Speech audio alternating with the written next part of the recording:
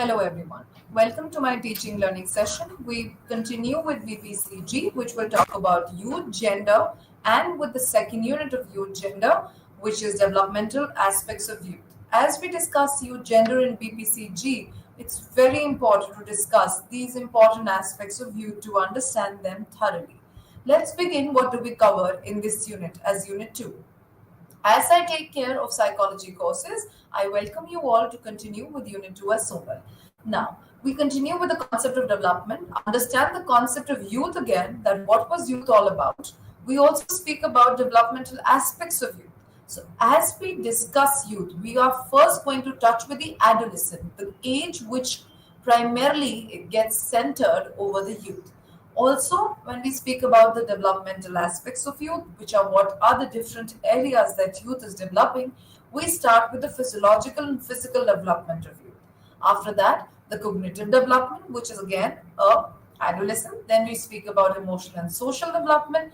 Then we speak about moral development, and then further we speak about the developmental aspects of youth in the early adulthood, and in the same continuation of aspects of physiological, cognitive, emotional, social, and moral development continues. Speaking of this, when we speak about adolescent is the primarily concerns and the primarily aspects of something that we talk about development. Let's know what is development all about, and there is such an importance given in psychology when we speak about youth and gender. Development is a defined pattern of change that begins at conception. So, this is one time that it starts from the time that we are in the womb of the mother and it continues till death. So, it's a lifelong process. Development never stops, development never, there isn't a halt in development, and the increment and decrement both will continue. Development primarily is not always in the increasing order, but also in the decreasing order. So it brings about stability, change, and consistency. Speaking of that, we need to know the different aspects of development. When we speak of different aspects of development, we have physical development, cognitive development, emotional development, moral and social development, and spiritual. Spiritual is the new kind which has been added to the developmental perspective that we have. So, speaking of this, physical development and physical changes that we continue to have will have change in body weight, height, internal organs. We are going to talk about muscular development, skeletal development, bone weight, the body composition, endurance of the body strength. So, this is one aspect of development that covers the physical body and the physical strength. Moving to the second aspect that we speak about, that is the cognitive development. Cognitive development, as we know, cognition is what? Cognition is the ability to think, reason, decision make, problem solve. So anything which is associated to the process of knowing is the cognitive aspect of development. So this will entail what all things? This will entail something which is individuals learning, thinking, decision making, academic abilities, and problem solving. So anything which concerns with a child, with an adolescent's education, their thinking, their memory power, and we talk about adult when it talks about their memory retention, their capacity to do something is called cognitive development. Speaking of emotional development as such, emotional development is a kind of development which will take care of connections and attachments. The feeling of being and forming relationship will be entailed in emotional development as such. Speaking of this, when we speak of this, always remember that emotional development always brings about changes in relationship at every stage. As children, as when we speak about children, as we speak about adolescents and everything, children always have relationships which are associated to friendship. Adolescents have relationship which is associated to intimacy. This intimacy, if taken ahead, leads to formation of healthy, long-lasting relationship. So this will be emotional development, and then we come to moral development, an important essence of development in our society. It is the reason, it's to know the reason of the wrong and the right and behave accordingly. Morality changes as we grow, And also, we need to know that when we talk about the right and wrong in a situation, that also changes. So morality changes also happen as the generation changes. So the generation that we have been a part of as millennials will have a different sense of right and wrong. And to the Gen Z, which are after us at 95 and above, would be generations that are going to be something which are going to talk about a different right and wrong. And so this Gen Alpha that we have today as children are going to have a different right and wrong. So as the culture and environment goes, remember the morality and its concepts also will change in this process of moral development. Speaking of one of the important development, which is social development, it's such an important development of everyone's life as we all are social animals. It talks about having the knowledge of people, relationship, the ways of communication, associating non-verbals to different kind of communications that you do. And the last and the new that has been a part of developmental aspects are spiritual development. This includes the understanding of consciousness, deeper awareness of self, associating that understanding of self to spirituality and divinity is something which is spiritual development, a new add on to the aspects of development. So, when we speak about these aspects, we need to know when we talk about adolescent as a stage, we will be talking of all of these development of adolescent. Adolescent is teenagers, which starts from 12, goes on till 19. 10, 11 is the new trend of the teenagers, and it goes on till 19 to 20 years of life, and after that begins the early adulthood. So let's start with the physical development and understanding what adolescent is all about. Adolescent years are the transitional years mostly. When we speak about this year, this stage isn't something which is so stable or something which is stagnant. It is such a dynamic, ongoing stage of our life because it's a transitional stage between childhood and adulthood. We have features of children and ongoing accomplishment of adulthood. Entering adolescent are going to have many changes, not only in their psyche but also in their physical body, which is difficult to adjust at point of time. Intellectual development, social challenges that comes up, which also makes changes in the moral sense of right and wrong. There is rapid change that often takes place at different rate. Remember, not every teenager or every adolescent will be same. That is never bound to happen. Every teenagers have their own life story, their own ways of transition, their own ways of physical development, cognitive development, and everyone is independent and experiencing different changes and challenges in their life. So adolescent is the time when the child becomes more independent, begins to explore options and opportunity, and this is the time where your puberty has struck.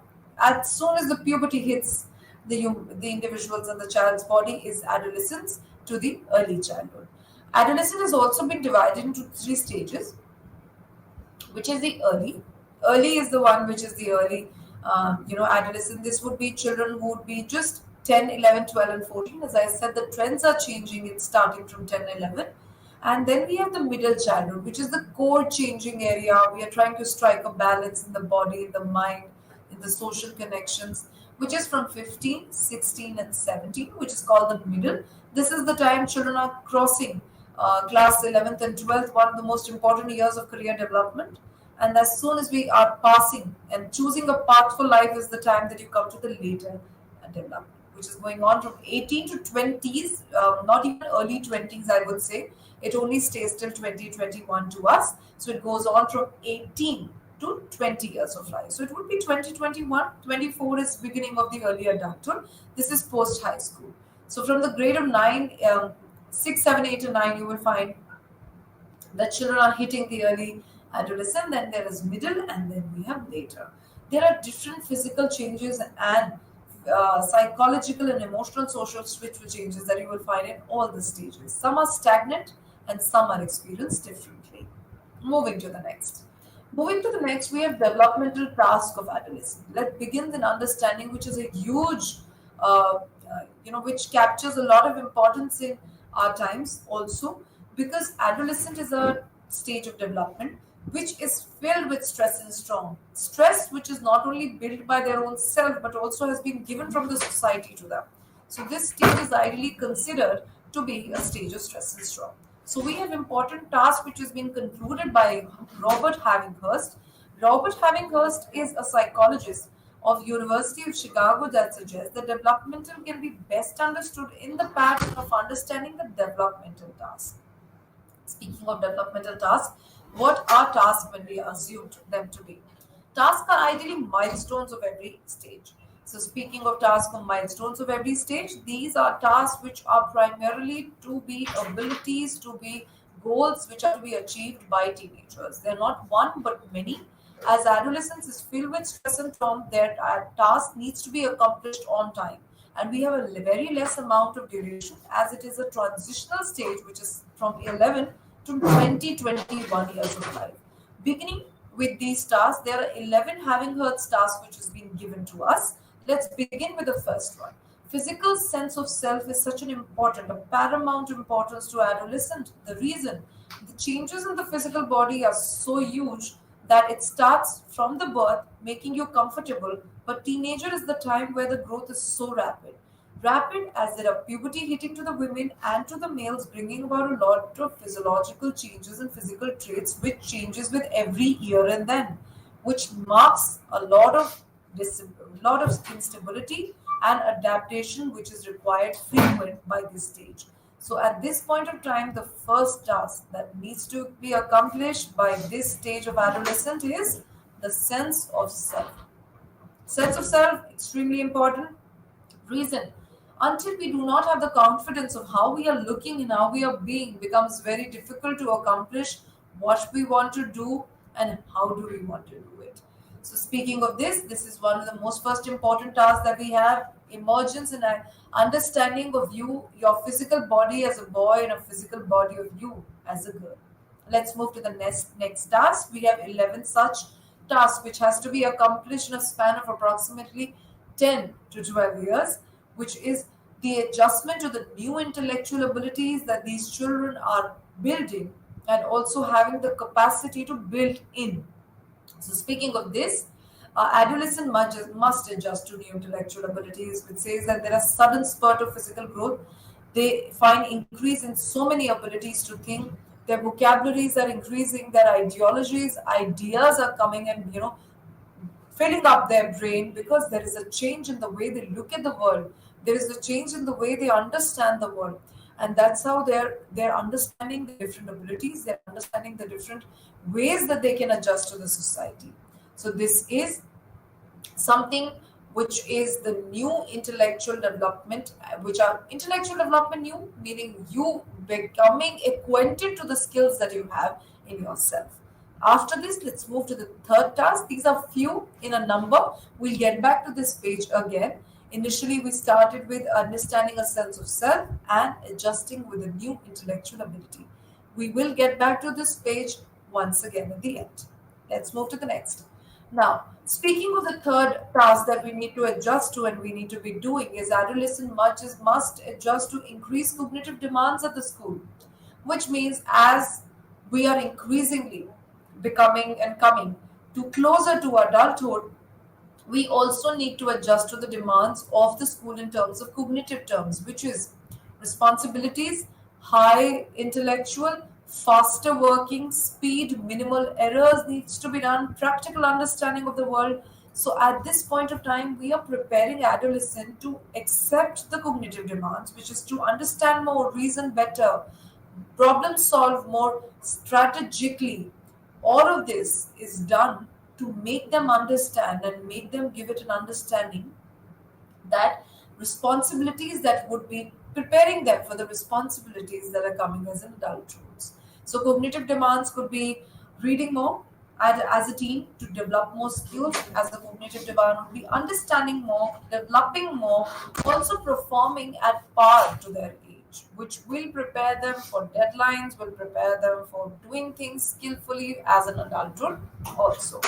Now, coming to the next. Adolescent must develop expanded verbal skill. This is paramount. Communication skills for adolescent holds extreme importance. This is the time that adolescent must extend their ways of expressing themselves through verbal skills. Why? Mature adolescents have bright intellectual capacity. School demands are increasing, getting closer to adult roles. the better that they will be able to accommodate their verbal skills, the better that they will be able to keep their verbal skills at par. That means speak well, adjust, communicate well, their needs, their responsibility, likes and dislikes. The more that they're able to verbally make changes in their voice, intonation, context, the better skilled and individuals and adolescent they are for the adulthood. So this is extremely important. Limited language is something that will make them. I feel survival of the fittest is something that the adolescent might go through. Verbal skills are very less. Now, moving to next is the adolescent must develop a personal sense of identity. Extremely important. This one is when we speak about personal sense of identity prior to the adolescent, which was the stage of the childhood. Children were holding the responsibility, were held as a responsibility by parents. They were holding the identity also of their parents. This is the time career development, career choices, job opportunities, everything is flooded to the child. What is the thing that they need to be doing? They need to have an identity of their own. So identity formation. This was supported by a psychologist, Eric Erikson, as one of his stage, which was called the identity formation versus role confusion. One of the most important theory this was, which stated that formation of identity is understanding who am I and what I want to do, what I want to explore and be a part of. If children are able to identify what they want to do, if children are as adolescent are able to understand what are their roles and responsibilities and who they are as an identity comfortably, they'll be able to understand what are their goals in the society. This provides them a sense of identity, a competent sense of self, a accomplished, purposeful sense of self, which is extremely important at this point. If this doesn't happen, let's take an example as we talk about adolescent, and it's extremely important. If this doesn't happen, it would lead to something which is called as role confusion. Role confusion is experimental behavior, risky behaviors, not having an identity of your own, dependent on friends, dependent on family, under the shelter of still affiliated organized sections, and you still do not form and tell who you are.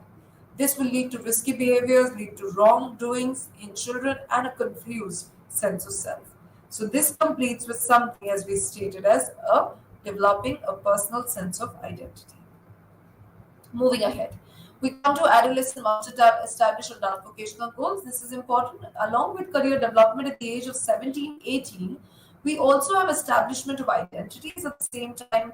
Children should plan what do they want to do when they grow up, what are the skills that they would want to develop, what are the extracurricular activities that they would want to indulge in, and vocational goals that they would want to achieve. So this was vocational goals. Moving to next is adolescent, very importantly involve and establish emotional and physiological independence from his or her parents. The reason that we are saying from his or her parents is the childhood is marked by a lot of dependency. It is marked by a lot of relying on the parents, on the relying on something which is a caregiver, a parent which is associated to something which is a sheltered individual supporting the children in every decision, every reasoning, every step taking, which needs to be parted ways from this point of time.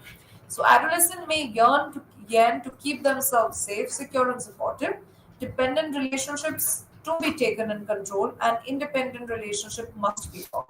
So speaking of this stage, adolescent must have an identity which is emotionally concrete, psychologically stable, to complete themselves and make them ready to move to another stage, which is adulthood with great confidence. Coming to another task that needs to be completed before you turn into an adulthood or enter the stage, which is developing subtle, productive, and very healthy peer relationships. Peer relationships are very unique to adolescents. Adolescents, I feel, completely relies on their peer group for decision making, for understanding, at times understanding themselves also, understanding their goals also.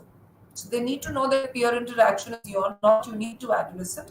Peer interaction seems to hit a peak of importance, which is at 15, 16, 17, it's going to be completely flowed over an adolescent. Adolescent would be deciding, doing, working according to their friends.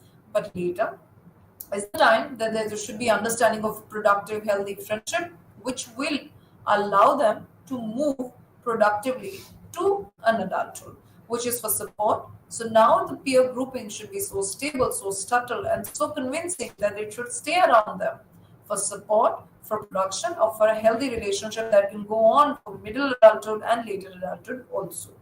Coming to another, adolescent must manage his or her sexual identity, which means there is a need to identify what is personally their own, also to identify what do they hold as a gender and sex, which is a confusion in today's generation, which is leading to a lot of sense of adaptation of different genders. This needs to be clear in nowadays, as there is a lot of confusion of not understanding their roles and responsibility of gender roles different from sexual orientation. This needs to be established at this point of time because any confusion would lead to differences and difficulty in early adulthood. Forming intimate relationship would be completely confused. Also, might lead to a backseat. The social interaction might go to a backseat and might not ever come back. So there should be a sense of clarity. The self image must accommodate to their personal sense of masculinity and femininity. So what you feel should also look like what you are. That completes with one of the most important perspective of adolescent. This completes with goals and goals of adolescent. Let's go through the image once again to find out more such tasks, which was apart having hurts, which is developing a productive peer relationship, a sense of personal identity, meeting demands on mutual roles and responsibility, negotiating relationship with peer care, peers and caregivers. The reason mentioning this is being able to be independent, not relying on them, having their own personal value system, which is the sense of moral education and moral values to be correct and as per their own principles. Also adjusting to the new sense of self, which is already done, and also thinking abstractly. Not being concrete, not being rigid, abstract thinking to be appreciated. This completes with the goals which was given by having Hertz. These are tasks, and let's go to the first kind of development of adolescent, which is the physical development that we have. Physical development. Physical development of adolescent is extremely important as they're hitting puberty at this point of time. And speaking of puberty, puberty hits both the genders and both the sexes differently. Speaking of male, male hits puberty at 12 and 14, which remains still concrete and rigid. With the females, because of the eating habit, the preservatives being found in the environment, the puberty is shifting early, which is to 11 and 12. Also, researchers have quoted a lot of times puberty is moving onsetly moving back in some genders is because of the eating habit, weight gain, changes in the systems that we have around. So remember, pubertal changes around 2 to 4 years to complete. It will always take these amount of time to complete in a human body. So as soon as an individual hits puberty at 11, it's going to be discomfort, it's going to be uncomfortable. By 14, 15, the middle adolescence is comfortable, stable, understanding, and self-aware. So speaking of puberty, there are two kinds of developments that we find in the both individuals, which is primary and secondary sexual characteristics. Primary takes care essentially the reproductive organs, which is the growth and essential reproductive value of both males and females. And when we talk about secondary, secondary talks about the appearances that you find, which makes them different as male and female. Males will have a coarser, harder, harsher voice. There would be pubic hairs. There are going to be harsher head value on the males, and the females it could be development of breasts. It's going to be again changes in the voice tone being more pitchier in comparison to males, and also menstruations, which will be hitting timely to women. These are different ways that we look as male and females to human body. As we develop from physical categories, we come to two kinds of sexual characteristics. Reproductive value is shown, secondary sexual characteristic mentions. Visible changes are always something which is secondary sexual characteristics. Different to both the genders, it's going to be different as both are primarily holding different characteristics. The other occurs at 11 and 12 as remains stable for males. Women can start as early as 10 and 11 also as a sign. Growth is extremely important, which is responsible by primary, secondary sexual characteristic. Growth of sexual organs is important for primary. Secondary is something which appears in appearances, which is also shown in the picture. So picture shows you as females what are the secondary sexual characteristic which in appearance would be visible, different to what it appears in the male. So coarser value, harder hair, the face textures, the harder voice, the hair on the face. Also at the same point of time, The women also starts appearing heavier pelvic girdles. There's going to be broadening of hips and the upper arms gaining weight. So this is the way the two genders discriminately develop, and primary and secondary sexual characteristics develop as a physical and sexual development in adolescent and youth, making them comfortable and stable to get ready to make them move to adulthood. Now, coming to cognitive development, one of the most important development of adolescent as cognition talks about thinking, learning, reading, and memorizing. So, cognitive development in adolescent is something about analyzing. What is cognition? Cognition analyze situations logically in terms of analyzing situation, cause and effect of a situation. They are very hypothetical. Give them a situation, they will take out not one but multiple solutions, seeing the situation in different perspective. From all round perspective is also an ideology of something which is coming from cognition. So, speaking logically, adolescents are now able to analyze situation logically in terms of cause and effect, and to entertain hypothetical situations and entertain what if possibilities about the world.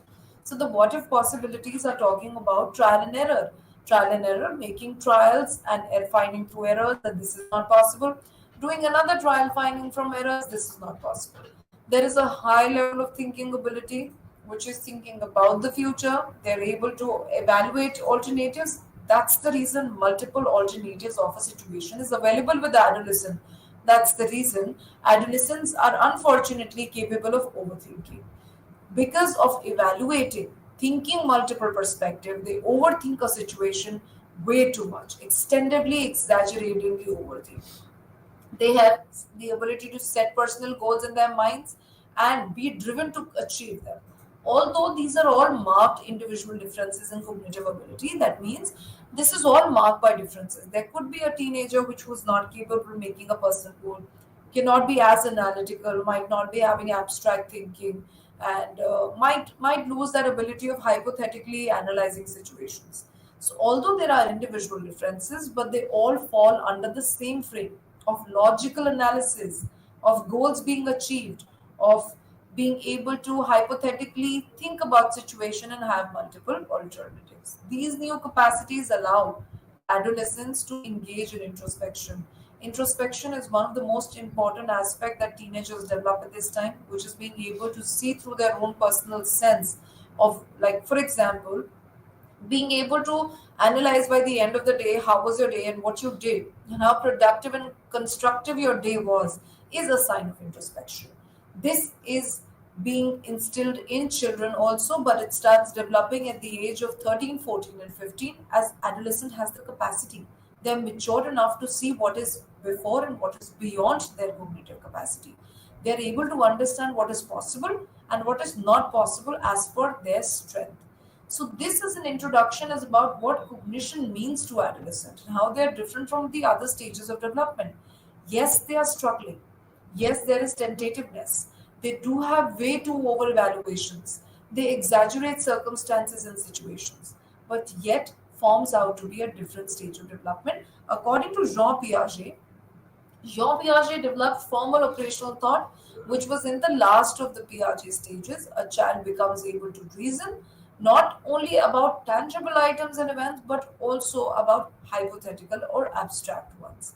Which means, as we thought, this is the hypothetical deductive thinking and reasoning of adolescence, which is being able to not reason just one tangible object, a situation, many reasons, one condition but many ways of solving it. That is a hypothetical ways of imagining things could happen, how happen, and what could be the result. Also, as we say, it's formal operation. It suggests that we are formally in the society operating, which is individual can operate on forms, on representatives. This allows individual to think and reason well. This what makes them different from a childhood. Childhood does not have the capacity of hypothetical deductive. They only are consumed in their own perspective. By this time, which is 11, 12, 13, and 14, adolescents are able to understand and gauge other people's perspective. They are able to see through the perspective of others. They have the understanding and the see-through transparency of having the ability to understand what other people think and what I think is different. aspects and capacity, whereas this ability is completely missing in children. Children exhibit something which is called as egocentrism. And when we come to adolescent do not have the self-focus, but egocentrism shifts to something else as what we did in childhood. After hypothetical deductive reasoning, which is developing hypothesis based, which might logically occur, they are able to think what all possibilities would be beforehand. So they're able to over assume at times, make solutions, make uh, handle situations beforehand, which is like giving a call and talking before the call, which is analyzing what can I say, what can I not say, if this was said, what will I say. So the entire play of the conversation that the adolescent will do with their friend can be played beforehand. They have this capacity to play all the conversation beforehand in comparison to something which is the adulthood and also childhood. Childhood do not have this capacity. Also, Crane in 2005 mentioned that because they're able to engage in scientific thinking, they are systematically able to test things. That's why they're able to schedule things. They study by scheduling, by making timetables, by organizing their priorities. That's what makes them formal operation, formally operating scientifically in their environment. This is formal operation, which is an essential part of something that we say as in terms of adolescence logical development. They are logical and equally abstract.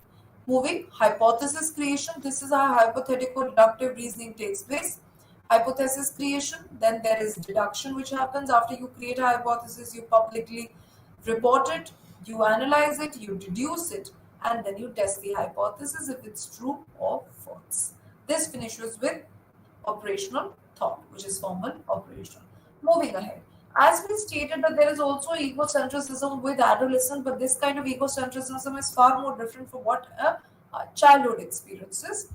This is heightened self-focus. Yes, it is even in the adolescent, but the self-focus is also just about oneself.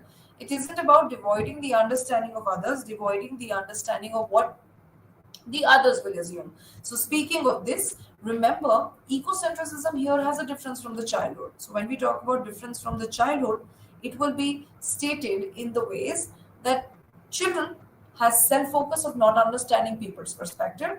If they feel that they are feeling the pain, they equally assume the others in the world are equally would be having the pain. In adolescent, the self-focus is about themselves, the concerns are about themselves, and the change of perspective is about themselves. Is and moving ahead, Crane also mentioned that it is attributing to the unlimited power of their own thoughts. Here, egocentrism is about unlimited power of their own thoughts. Piaget believed it was not until adolescents took an adult roles that they were able to learn the limits of their own thought. That means stop overthinking, overanalyzing, keeping themselves on center stages, patronizing themselves too much about situation, and at the same time being able to view other people's perspective. So that was how it was different with the egocentrism of the childhood. Now, at the same time, during the time Piaget's theories were being learned, during the time Piaget's theories of cognitive development was being assessed, Elkins also in 1867 produced two concepts, stated that these concepts are a part of the egocentrism of teenagers. So these two things will give rise to another understanding, which are two terms, which is imaginary audience and personal fable. These terms are actually a part of the unlimited thought that the teenagers comprise of, which is different from adult and teenagers. And speaking of this, when we speak about imaginary audience, let's understand it with this as and personal fable. Imaginary audiences, adolescents believe that those around them are always concerned with them and focused on their appearance. This could be taken with an example by, for example, there's a mark in the pocket which has an ink mark in the pocket. No one is observing. A teenager is walking across the corridor, and he assumes, like the term suggests, imaginary audience, that everyone is becoming an audience to them, which is they have a belief that everyone's watching that ink spot on their shirt, despite multiple people might have not even addressed it. So Elkine thought that the imaginary audience contributes to way to self-consciousness. This it happens in early adolescence. This allows early adolescent to be way too conscious. They check themselves multiple times before going out.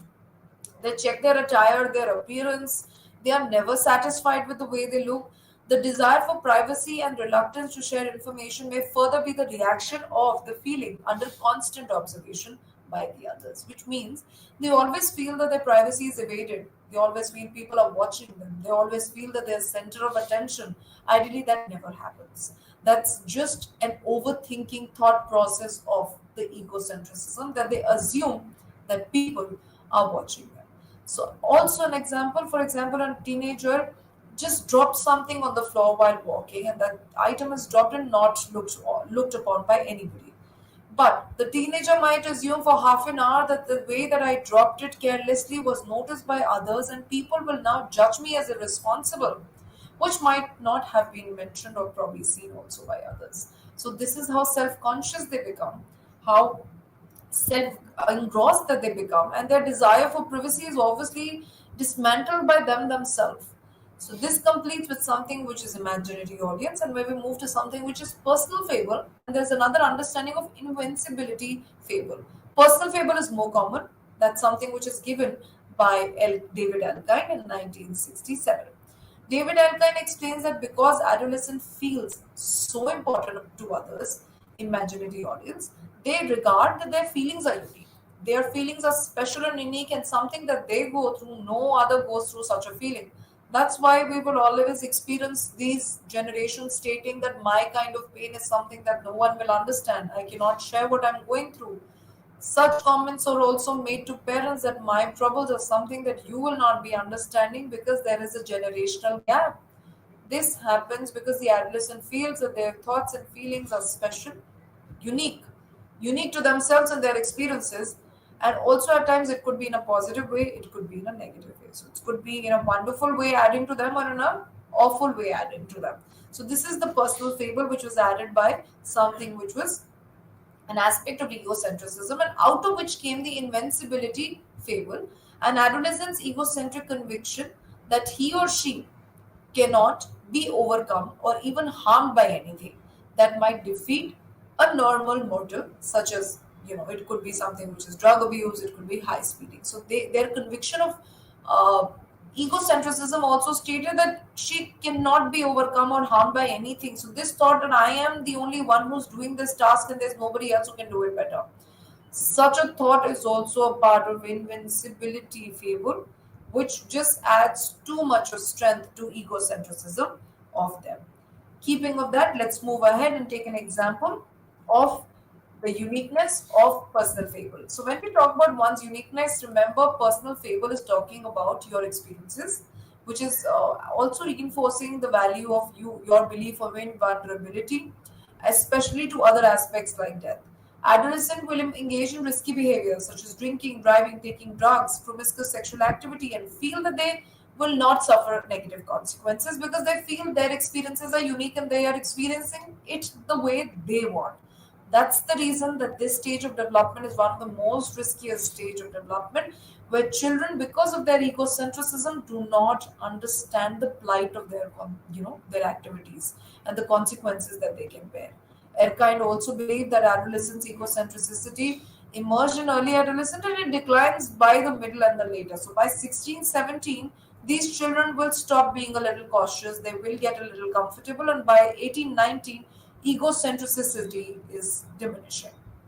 An example of imaginary audience, as we see the cartoon, ball turns the radio down, and it is stated, "You are doing that Nick Jagger thing. You are lip syncing the song, and this is embarrassing. I am not related to these people." So when we speak about one person putting off the radio, the other person is assuming that he is the one who's always being watched, most likely being watched like actors. So this is again getting too conscious about what are they doing in their personal space. Might not the other people might not be watching them, but they assume that they are being watched. So this is imaginary audience and something which is personal fable and invincibility fable, a part of egocentrism and cognitive development, far more different from something which is the cognitive development of other stages. Now, after cognitive development, let's move to social and emotional changes, which are far more impacting on adolescent at this time. During adolescence, we will see that children are so connected to their peer group, they're so attached to their acquainted relationships also, which are formed in like 2 minutes, which are formed in like on a stage of going to a trip. They become such a huge part of child's life. Every child's social emotional development is different, it's unique. Every adolescent's social emotional development is different, it's unique. Your child is developed and shaped by their own experiences, their unique combinations of gene, brain development, environment, experiences with family and friends, community, and culture. Social and emotional changes that a child is forming in the time of identity formation and learning is to be an adult. Social changes first focus is the search of identity, which we just discussed below. Starts at the age of 12 as we turn into the middle, finishing the middle adolescent. Why at 12? Because at this point of time, children are getting a lot of social roles, extracurricular activities, various identities, probably a good orator, disciplined child, responsible, the head of the group. So many responsibilities the child are holding on a social level. There's a strong sense of self, very high built resilience, the ability to bounce back that allows them to have a purpose in life. Identity at this point of time is extremely important, and the children who are able to understand who they are and what they want to be, what they want to achieve, and the purpose of their life are happily achieving their identities. At the same time, the ones who are not able to do that, there is a road confusion. They get to risky behaviors. They get into vandalism, theft for wrong things, drug, inducement that happens, addiction that happens to these people. So let's take an example of identity versus role confusion, as mentioned in the image.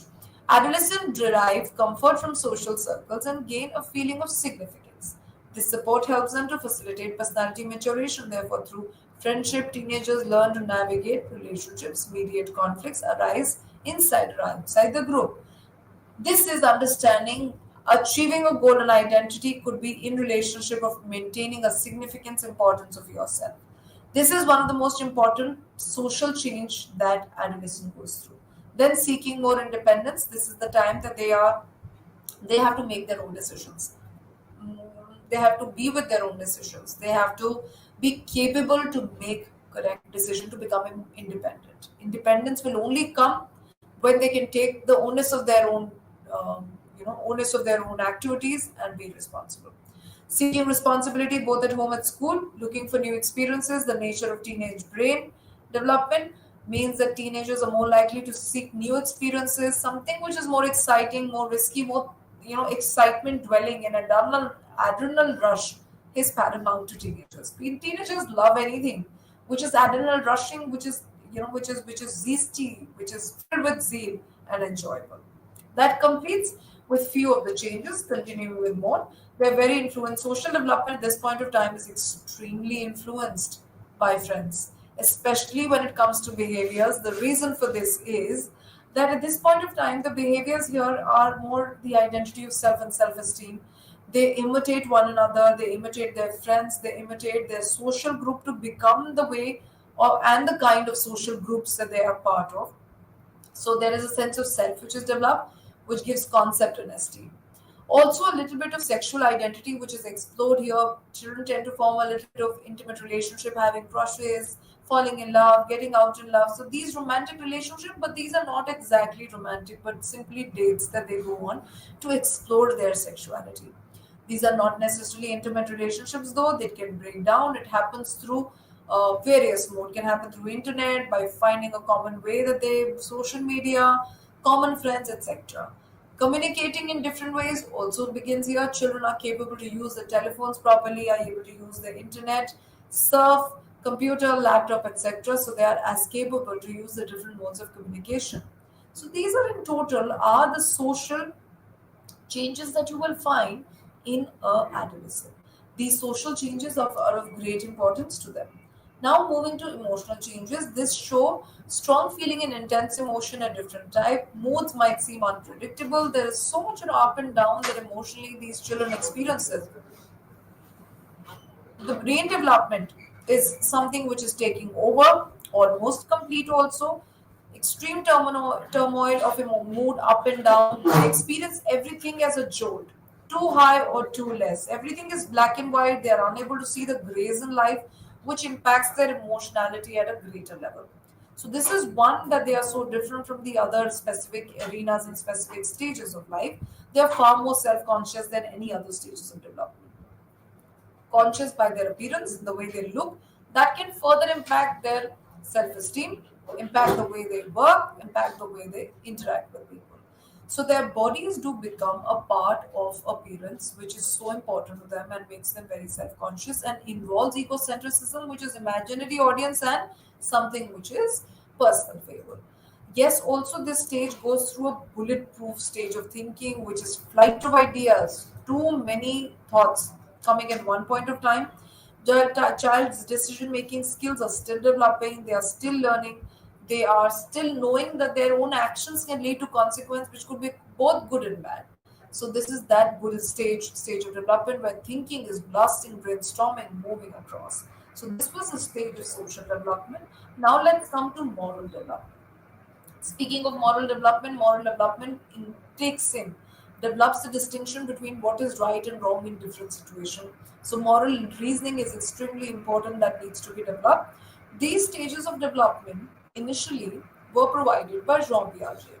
Jean Piaget converted them into two stages, autonomous and heteronomous, and stated in the beginning that when we speak about moral development, the childhood times, which is from 0 to 10 years of children, are very autonomous, which is that they listen to their parents.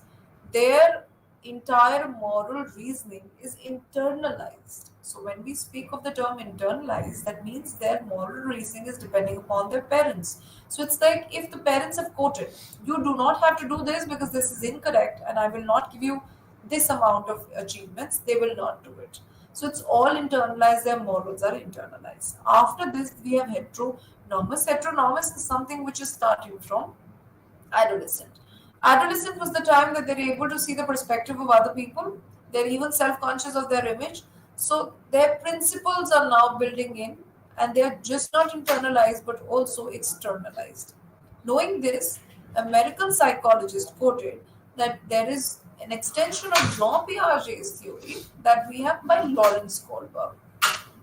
Lawrence Kohlberg developed a best known theory of development, which was extension of Jean Piaget's previous work of moral reasoning. Lawrence Kohlberg gave a very interesting way.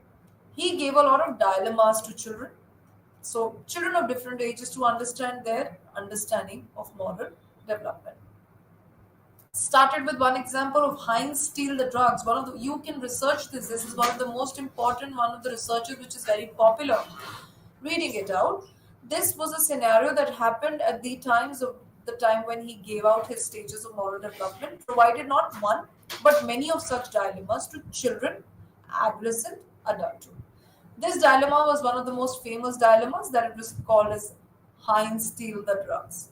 So this scenario was that a woman had cancer, which was considered to be Heinz's wife, and her doctors believed that there's only one drug that can save her.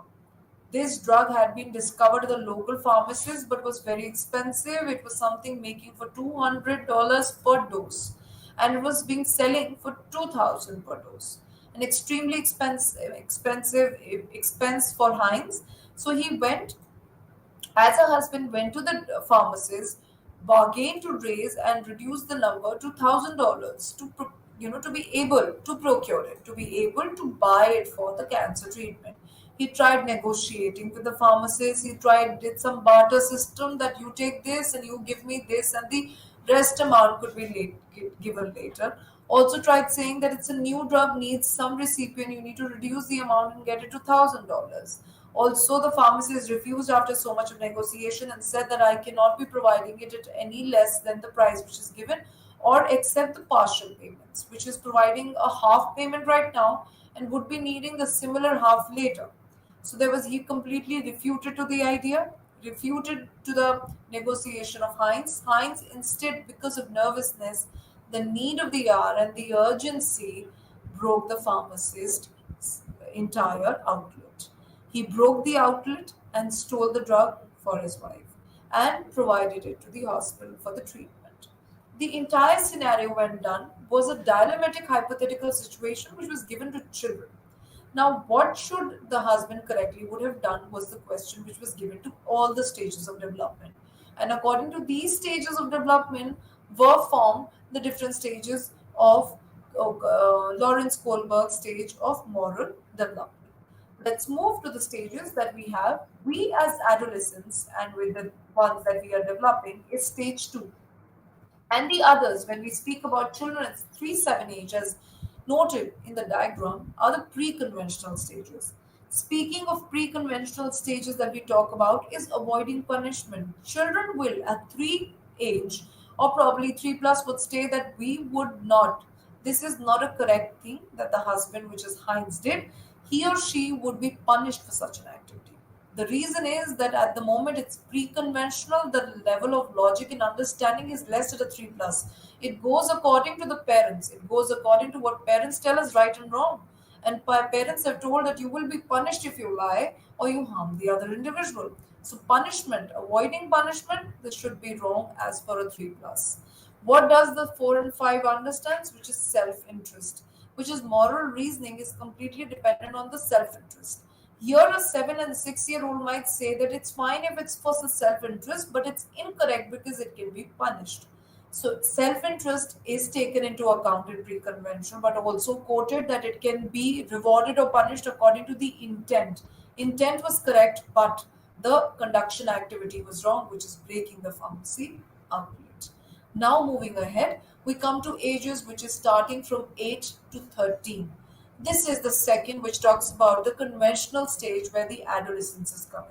So Kohlberg actually broke it into three primarily levels. The reason was he stated that every child falls at a different level. No two children's stages can think the same. So no 2-year-old can be thinking same as a 5, and a 5 can be thinking same as an 8, 9.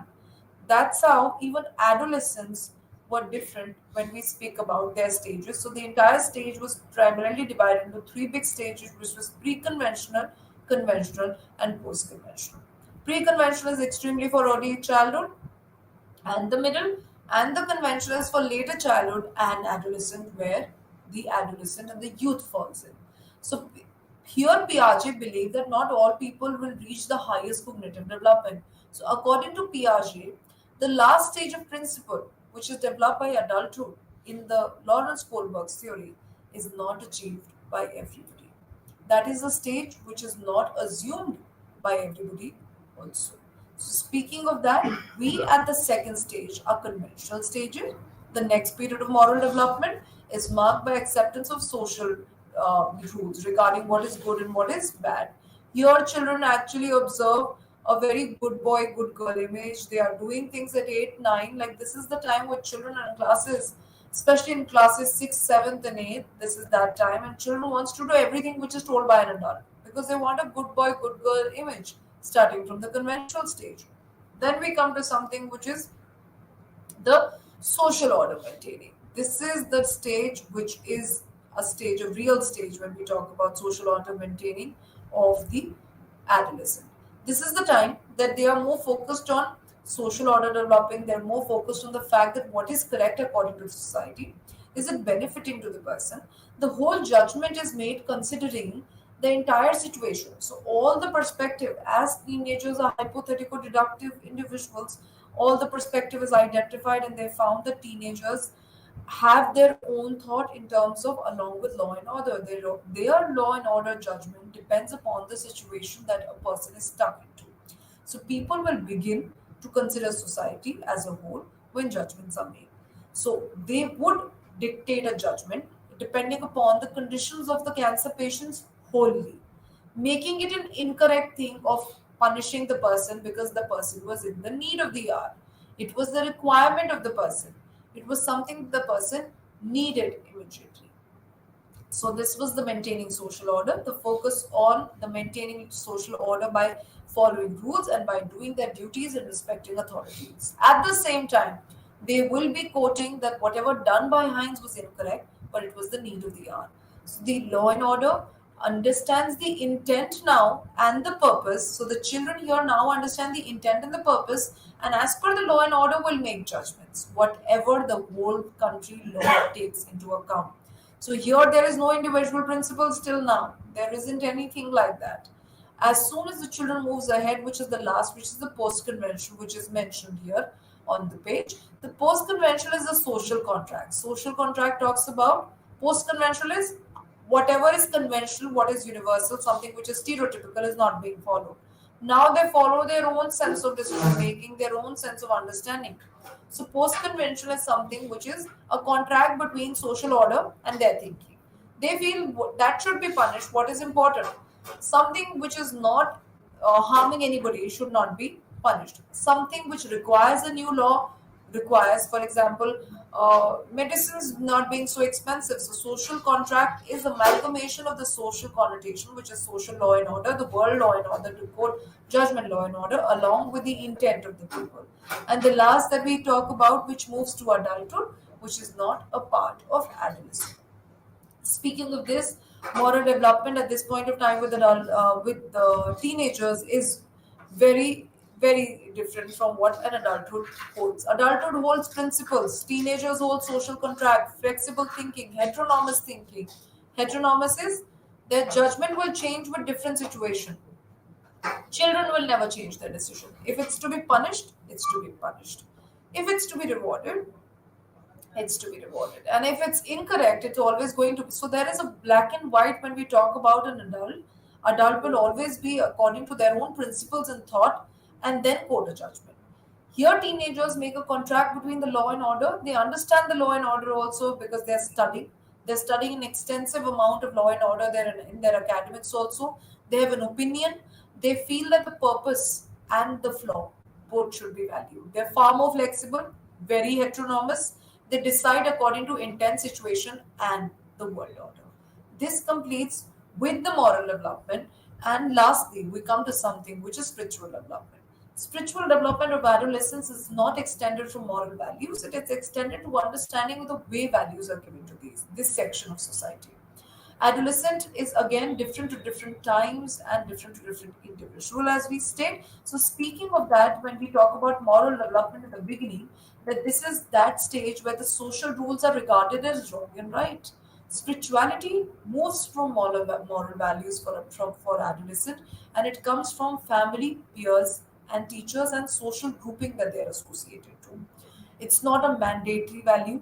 As spiritual development is a new aspect to teenagers, we need to understand that this is not a mandatory value.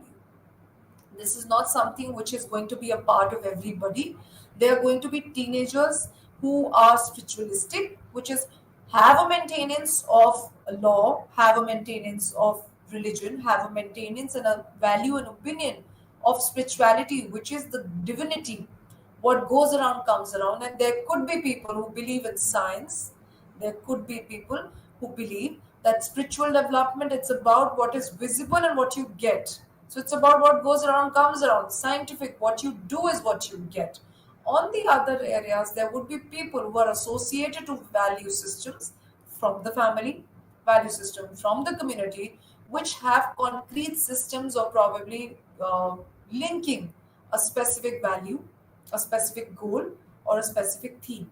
So, being honest could be a value which could be associated to spirituality. There's a large difference between spirituality and religion. Religion is more community and religion based. Spirituality is more way of living and more humanly and associated to humility than consideration to associated to value that accustom you to rituals, language, art, architecture. No, that's more cultural, religious specific. Spirituality is development of the conscious. There is a high development of conscious in teenagers at this point of time. But the conscious exactly comes from their experiences. They are scientific, they are flexible, they are open to other people. So they are very flexible. So their conscious awareness says self understanding will always be because of their own self experiences. Also, people with a higher self esteem, higher self concept can be associated to spirituality in a very clear sense of it is or it is not. People with lower self esteem and lesser understanding of what they are doing and how they perceive themselves among people in world might have higher difficulty of understanding this way of life, this way of self knowledge and consciousness amongst themselves. So this is how it could be different in people who are highly self conscious, has a great self concept and self esteem, and not developing spirituality in them, and the ones who have a greater self concept and greater self esteem and developing spirituality. Spirituality is not a mandate development, a conscious understanding is not a mandate development. Thank you, everybody, for Unit 2. Continue later.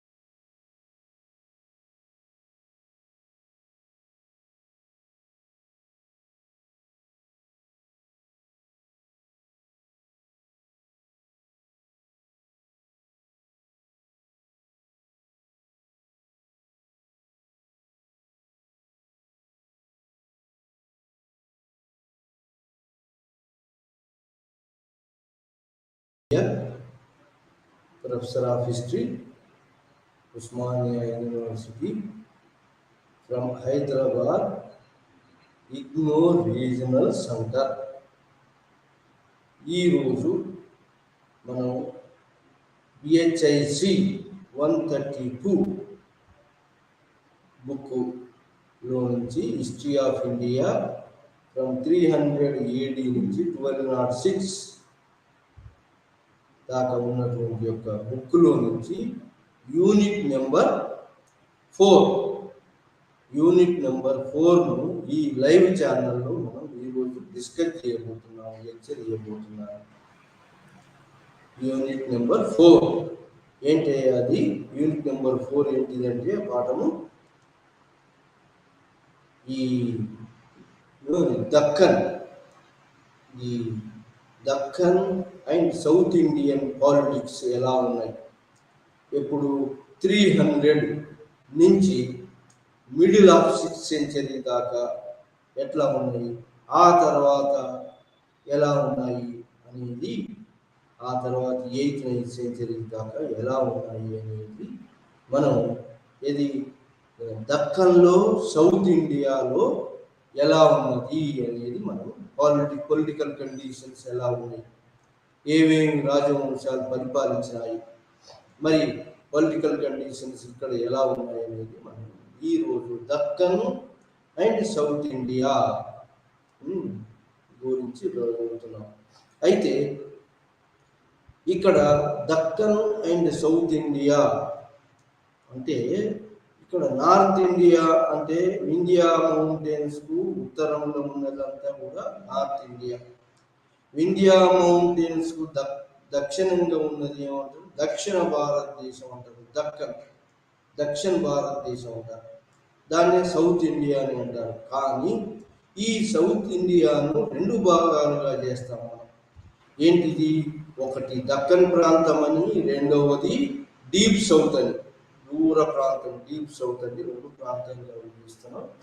అయితే ఈ north India మొత్తం, ఉత్తర భారతదేశం మొత్తము, మరి దక్కన్ ప్రాంతాన్ని కూడా మౌర్యులు పరిపాలించారు. ఏది ప్రాంతాన్ని? మొత్తం ఉత్తర భారతదేశాన్ని, మరి దక్కన్ పీఠభూమిని కూడా మౌర్యులు కర్ణాటక దాకా, మరి మహారాష్ట్ర, కర్ణాటక, ఆంధ్ర ప్రాంతాలను మౌర్యులు పరిపాలించారు అని చెప్పి తెలుస్తుంది. అయితే మౌర్యుల పరిపాలన కాలంలో మరి డీప్ సౌత్లో అంటే ఇంకా బాగా దూరంగా ఉన్న సౌత్లో ఎవరు ఉన్నారంటే అప్పుడు ఒక ఇండిపెండెంట్ చిన్న చిన్న రాజ్యాలు ఉన్నాయి. అవి ఏమంటారంటే చోళాసు, పాండ్యాసు, చేరాసు, ఈ 3 రాజ్యాలు ఉన్నాయి. దాన్నే తమిళికం సంగం లిటరేచర్లో ఇవి పేర్కొనబడ్డాయి. అంటే మౌర్యులకు సమకాలికంగా డీప్ సౌత్లో, బాగా దూరంగా ఉన్న సౌత్లో కొన్ని ఇండిపెండెంట్ రాజ్యాలు ఉన్నాయి. అవి ఏంటంటే చోళాసు, పాండ్యాసు అండ్ చేరాస్, కేరళలో చేరాసు.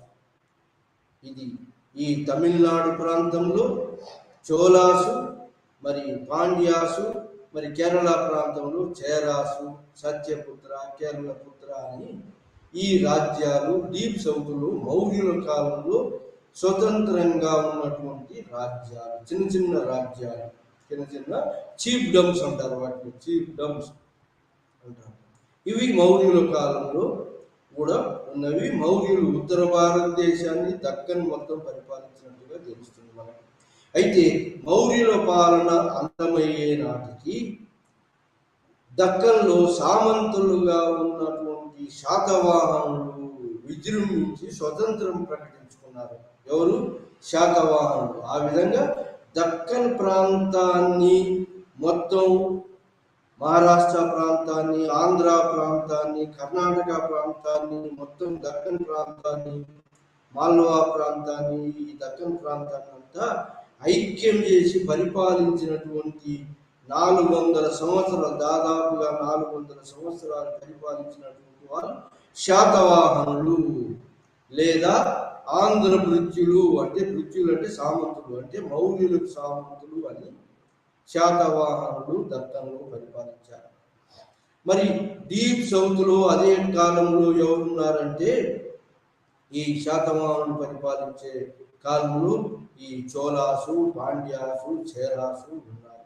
అప్పుడు కూడా వాళ్ళు సత్యపుత్ర, కేరళపుత్ర వీళ్ళు ఉన్నారు. అయితే శాతవాహన సామ్రాజ్యం ఎప్పుడైతే దక్కన్లో క్షీణించిందో వాటి మీద దక్కన్లో శాతవాహన సామ్రాజ్యం క్షీణించి ఎవరు వచ్చారంటే ఉత్తర మహారాష్ట్రలో ఎవరు వచ్చారు? అభిరాస్ అనే వాళ్ళు వచ్చారు. ఉత్తర మహారాష్ట్రలో అభిరాస్ వచ్చారు. ఆ తర్వాత మరి ఉత్తర మహారాష్ట్ర అభిరాసు, తర్వాత ఈ ఎక్కడ కర్ణాటక ప్రాంతంలో చుటూస్ అనే వాళ్ళు వచ్చారు. ఇది 250 క్రీస్తు శకము 250 తర్వాత, క్రీస్తు శకము 250 తర్వాత ఈ ఉత్తర మహారాష్ట్రలో అభిరాస్ అనే వాళ్ళు పరిపాలనకు వచ్చారు. ఆ తర్వాత కర్ణాటక ఏరియాలో ఎవరు వచ్చారు? చుటూస్ వచ్చారు. ఈ ఈస్టర్న్ దక్కన్లో ఎవరు వచ్చారంటే ఇక్ష్వాకులు పరిపాలనలోకి వచ్చారు. ఇక్ష్వాకాస్ ఆఫ్ విజయపురి, నాగార్జున కొండతో పరిపాలించారు. అరౌండ్ 250s వీళ్ళు వచ్చారు ఇక్ష్వాకుల పరిపాలన. సో ఆ ఇక్ష్వాకులు మరి బిగినింగ్ ఆఫ్ ది 225 నుంచి వాళ్ళు 300 దాకా ఇక్ష్వాకులు పరిపాలించారు. అదే కాలంలో మరి మహారాష్ట్రలో ఉత్తర మహారాష్ట్ర కాకుండా విదర్భ ఏరియాలో మరి మధ్యప్రదేశ్ ఏరియాలో వచ్చిన వాళ్ళు ఎవరంటే శాతవాహన సామ్రాజ్యం, పెద్ద సామ్రాజ్యం క్షీణించిన తర్వాత ఈ దక్కన్ ప్రాంతంలో చిన్న చిన్న రాజ్యాలు వచ్చినాయి. వాటిల్లో ఏది అభిరాస్ అనేది ఉత్తర మహారాష్ట్రలో వచ్చారు. మరి విదర్భ ఏరియాలో వాకాటకాస్ వచ్చారు. మహారాష్ట్ర విదర్భ ఏరియాలో ఎవరు వచ్చారు? వాకాటకాస్ వచ్చారు. అదేవిధంగా మధ్యప్రదేశ్లో కూడా కాసిం అనే అటువంటి ప్రాంతం, మధ్యప్రదేశ్ ప్రాంతంలో, మా దక్షిణ మహారాష్ట్ర ప్రాంతంలో ఎవరు కాసిం అనే అటువంటి వాకాటక, 2 తెగలు వాకాటకాసు మెయిన్ బ్రాంచ్, వత్సగుల్మా బ్రాంచ్, తర్వాత మరి ఇంకో బ్రాంచి కూడా ఉన్నది కాసిం బ్రాంచ్ లాగా 2 బ్రాంచీలు దక్షిణ మహారాష్ట్ర మధ్యప్రదేశ్ ప్రాంతంలో ఒక బ్రాంచ్. వాకాటకాలు 2 బ్రాంచీలుగా వచ్చినారు. ఈ వాకాటకాలలో గొప్ప రాజు ఎవడే అంటే ఇది విదర్భ ఏరియాను పరిపాలించేటువంటి మెయిన్ బ్రాంచ్ నుంచి వచ్చినటువంటి వాడు గొప్ప రాజు ఎవడే అంటే ప్రవరసేనుడు. ప్రవరసేన 1 ఎవరిని పెళ్లి చేసుకున్నాడంటే గుప్తరాజుల చంద్రగుప్త విక్రమాదిత్యుని యొక్క అంటే చంద్రగుప్త 2 యొక్క డాటర్ను ప్రభావతిని మ్యారేజ్ చేసుకున్నాడు.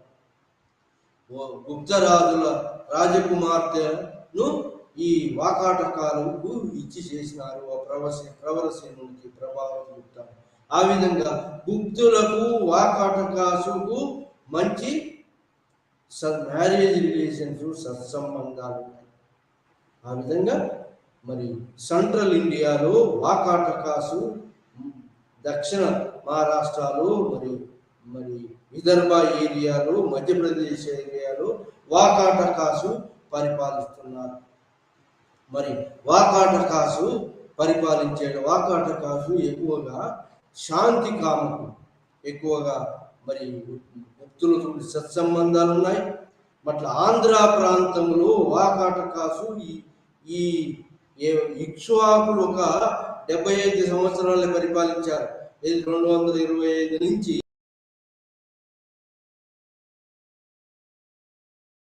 ఈస్టర్న్ దక్కన్లో ఎవరు వచ్చారంటే ఈ ఇక్ష్వాకులు పోయిన తర్వాత బృహత్పలాయనులు వచ్చారు. ఎక్కడ? కోస్టలాంధ్రాలో. అట్లనే శాలంకాయనులు, ఎక్కడ? వేంగి కింగ్డమ్ నుంచి శాలంకాయనులు. ఆనంద గోత్రాసు కూడా వచ్చారు. ఎక్కడ? ఈ యొక్క ధాన్య కటకం నుంచి ఆనంద గోత్రాలు, ఇక్ష్వాకులు పోయిన తర్వాత ఆనంద గోత్రాలు వచ్చారు. మరి ఈ అన్నిటిని పూలదోసి ఎవరు వచ్చారంటే విష్ణుకుండినీలు అనే వాళ్ళు వచ్చారు. ఈస్టర్న్ దక్కన్లో ఆంధ్ర ప్రాంతంలో తెలంగాణ ప్రాంతాన్ని మొత్తం ఉమ్మడిగా పరిపాలించినటువంటి వాళ్ళు కోస్టలాంధ్ర మరి ఎక్కువగా తెలంగాణ ప్రాంతాన్ని పరిపాలించిన క్రీస్తు శకం 4వ శతాబ్దం బిగినింగ్ నుంచి క్లోజింగ్ ఇయర్స్ ఆఫ్ 4వ శతాబ్దం నుంచి 4వ శతాబ్దం బిగినింగ్ నుంచి పరిపాలించినటువంటి వాళ్ళు విష్ణుకుండినీలు వాళ్ళ యొక్క మరి ఎక్కువ భాగాన్ని తెలంగాణను పరిపాలించారు. విష్ణుకుండినీలు వాళ్ళ యొక్క క్యాపిటల్ ఏంటంటే వీనికొండ అని కొందరు అన్నారు, దాన్ని కీసరగుట్ట అని కొందరు అన్నారు, ఇంద్రపాలగుట్ట రామన్నపేట అని కొందరు అన్నారు, తుమ్మలగూడెం ఏరియాలో విష్ణుకుండినీల యొక్క శాసనాలు దొరికినాయి తుమ్మలగూడెంలో. అదేవిధంగా మరి హైదరాబాద్లో చైతన్యపురిలో విష్ణుకుండిని శాసనాలు దొరికినాయి. విష్ణుకుండినుల రాజు ఎవరయ్యా అంటే ఈ ప్రవరసేన 1 అనేవాడు వాకాటకరాజు కూడా ఏం చేశాడంటే ఏమి యజ్ఞయాగాలు చేశాడు, అశ్వమేధ యాగం చేశాడు, బ్రాహ్మణులకు దాన ధర్మాలు చేశాడు. ఎవరు? వాకాటకరాజు ప్రవరసేనుడు. అట్లే విష్ణుకుండిన రాజు మాధవవర్మన్ 1 ఎప్పుడైతే మాధవవర్మన్ 1 క్రీస్తు శకము 440 నుంచి 460 దాకా పరిపాలించినటువంటి వాడు మాధవవర్మన్ 1. వాడు ఎక్కడ? ఇంద్రపాలగుట్ట, కీసరగుట్ట, మరి శ్రీశైలం, మల్లికార్జున స్వామి శ్రీశైలం క్యాపిటల్గా ఇలా రకరకాల మరి ఉన్నాయి. ఏది క్యాపిటల్? వీళ్ళ క్యాపిటల్ ఎక్కడంటే ఈ మహబూబ్నగర్ డిస్టిక్ లో ఉన్నటువంటి ఏరియాలో కూడా వీళ్ళ క్యాపిటల్ ఉందని చెప్పి, సో ఆ విధంగా మహబూబ్నగర్ జిల్లా, నల్గొండ జిల్లా, మరి హైదరాబాద్ జిల్లా, మరి కొన్ని కోస్టలాంధ్ర ప్రాంతాన్ని ఎక్కువగా తెలంగాణ ప్రాంతాన్ని పరిపాలించినటువంటి వాళ్ళు విష్ణుకుండినుల యొక్క గొప్ప రాజులు. దీని ఫౌండర్ ఎవడంటే మాధవవర్మన్ 1. ఎప్పుడు 440 నుంచి 60 దాకా పరిపాలించాడు. ఇతను కూడా అశ్వమేధ రాజశ్వేయ యాగాలు చేశాడు. వీళ్ళల్లో విష్ణుకుండిలో గొప్ప రాజు ఎవడయ్యా అంటే మాధవవర్మన్ 2. అతను 535 నుంచి క్రీస్తు శకము 535-40 నుంచి 617 దాకా పరిపాలించాడు. ఎవరు? మాధవవర్మన్ 2 గొప్ప రాజు. విష్ణుకుండిలో అతి గొప్ప రాజు. అశ్వమేధ రాజసూయ మరి వాజపేయి యజ్ఞయాగాలు చేస్తూ బ్రాహ్మణులకు అగ్రహారాలు ఇచ్చినటువంటి వాడు ఈ యొక్క విష్ణుకుండిని రాజు మాధవవర్మన్ 2. ఆ విధంగా విష్ణుకుండినులు బలమైన ఈస్టర్న్ దక్కన్లో మరి తెలంగాణలో మరి వెలిసినటువంటి వచ్చినటువంటి రాజు. ఆ విధంగా వాళ్ళు ఎప్పటిదాకా పరిపాలించారంటే క్రీస్తు పూర్వము 620 దాకా విష్ణుకుండిని పరిపాలించారు. ఆ విధంగా అభిరాసు పరిపాలించారు. మరి శాతవాహనుల తర్వాత అభిరాసు, చుటూసు, అదేవిధంగా వాకాటకాసు సెంట్రల్ ఇండియాలో వాకాటకాసు, అదేవిధంగా విష్ణుకుండిని పరిపాలించారు. ఇక్ష్వాకుల తర్వాత విష్ణుకుండినీలు గొప్ప రాజుగా పరిపాలించారు. వీళ్ళందరూ కూడా బ్రాహ్మణ మతాన్ని పోషించు అగ్రహారాలు బ్రాహ్మణులకు ఇచ్చారు, టెంపుల్స్కి ఇచ్చారు. ఇది విష్ణుకుండినుల పరిపాలన. మరి వీళ్ళ పరిపాలనలోనే ఇదే సమయంలో కర్ణాటక ప్రాంతంలో ఎవరు వచ్చారంటే మొట్టమొదటిసారిగా బిగినింగ్లు శాతవాహనులు పోగానే చుటూసు వచ్చారు. చుటూసు పోగానే కర్ణాటక ప్రాంతంలో చుటూసు ఓన్లీ 50 సంవత్సరాలు పరిపాలించారు చుటూసు. ఆ తర్వాత వచ్చినటువంటి వాళ్ళు కడంబాస్ వచ్చినారు. కడంబాస్ కర్ణాటకలో పరిపాలనలోకి వచ్చారు. కడంబాసు గొప్ప రాజు ఎవరైతే మయూర శర్మన్. కడంబాసు ఉలర్ మయూర శర్మన్. కడంబాసు ఉలర్ మయూర శర్మన్ అంటే మయూర శర్మన్, మయూర వర్మన్. వాజ్పేయి యజ్ఞయాగాలు చేశాడు, బ్రాహ్మణులకు దాన ధర్మాలు చేశాడు, ల్యాండ్ గ్రాంట్స్ ఇచ్చాడు, బ్రాహ్మణులు సెటిల్ అయినారు. కాబట్టి ఇతను బ్రహ్మక్షత్రియ మయూర వర్మన్ అనే పేరుగాంచాడు. ఎవరు? కడంబా రూలర్, కర్ణాటక రూలర్ మయూర వర్మన్. మయూర వర్మన్ అంటే క్షత్రియ, శర్మన్ అంటే బ్రాహ్మణ్. సో ఆ విధంగా శర్మన్, వర్మన్ అండ్ శర్మన్ అంటే మయూర శర్మన్ అంటే బ్రహ్మ క్షత్రియ అనేవాడు కడంబా రూలర్ కర్ణాటకలో పరిపాలించారు. ఆ కడంబా రూలర్ కొన్ని 100 సంవత్సరాలు 200 సంవత్సరాలు పరిపాలించే కడంబాసు పోయిన తర్వాత గంగాస్ వచ్చారు. అది ఎక్కడ? కర్ణాటకలో వెస్టర్న్ గంగాస్ అంటారు. ఈ వెస్టర్న్ గంగాస్ వచ్చారు. ఎక్కడ? కర్ణాటక. వెస్టర్న్ గంగాస్ పరిపాలన. ఈస్టర్న్ గంగాస్ ఎక్కడ అంటే ఒరిస్సాలో. ఈస్టర్న్ గంగాసు ఏమో ఏది హిందూ మతాన్ని పోషించారు. Sun temple, Konark sun temple,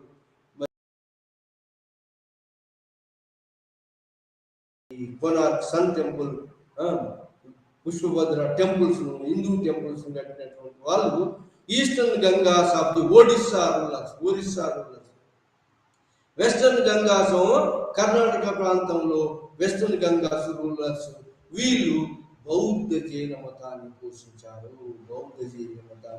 western గంగాసు బౌద్ధ జైన మతాన్ని ఎక్కువగా హిందూ మతాన్ని కూడా పోషించారు, కానీ ఎక్కువగా బౌద్ధ జైనాలకు వీళ్ళు ఇంక్లైన్ అనేది. Western Ganga's. Eastern Ganga's complete opposite. Eastern Ganga's అంటే ఒడిశా రూల్స్ కంప్లీట్ అపోజిట్ గా ఓన్లీ హిందూ మతాన్ని పోషించారు. వీళ్ళు మాత్రం హిందూ మతాన్ని పోషించారు, బ్రాహ్మణ మతాన్ని, హిందూ మతాన్ని మరియు బౌద్ధ మతాన్ని, జైన మతాన్ని, వెస్టర్న్ గంగాస్ జైనాన్ని పోషించారు. అదే టైంలో మరి ఈ టైంలో ఏమైందంటే ఇలా కాన్ఫ్లిక్ట్స్ దక్కన్లో సౌత్ అంటే డీప్ సౌత్లో ఎవరున్నారు? చోళాసు, పాండ్యాసు, చేరాసు వీళ్ళున్నారు. వీళ్ళతోటి కూడా వీళ్ళకు వెస్టర్న్ గంగాస్ తోటి యుద్ధాలు జరగడం మొదలుపెట్టారు. ఆ విధంగా ఈ డీప్ సౌత్లో ఎవరు ఎమర్జ్ అయిందంటే, డీప్ సౌత్లో చోళాసు పోయినారు. చోళాసు పోయినారు, తర్వాత చేరాసు పోయి పాండ్యులు ఎమర్జ్ అయ్యింది. మదురై నుంచి పాండ్యులు ఎమర్జ్ అయ్యింది. మదురై నుంచి పాండ్యులు ఎమర్జ్ అయ్యింది. ఇది కాలంలో. ఆ తర్వాత ఇది శాతవాహన సామ్రాజ్యం తర్వాత వచ్చినటువంటి మార్పులు. ఆ తర్వాత ఎవరు వచ్చారంటే తమిళనాడు ఏరియాలో, మదురై ఏరియాలో పాండ్యులు వస్తే తమిళనాడు ఏరియాలో ఎవరు వచ్చారంటే పల్లవులు వచ్చారు.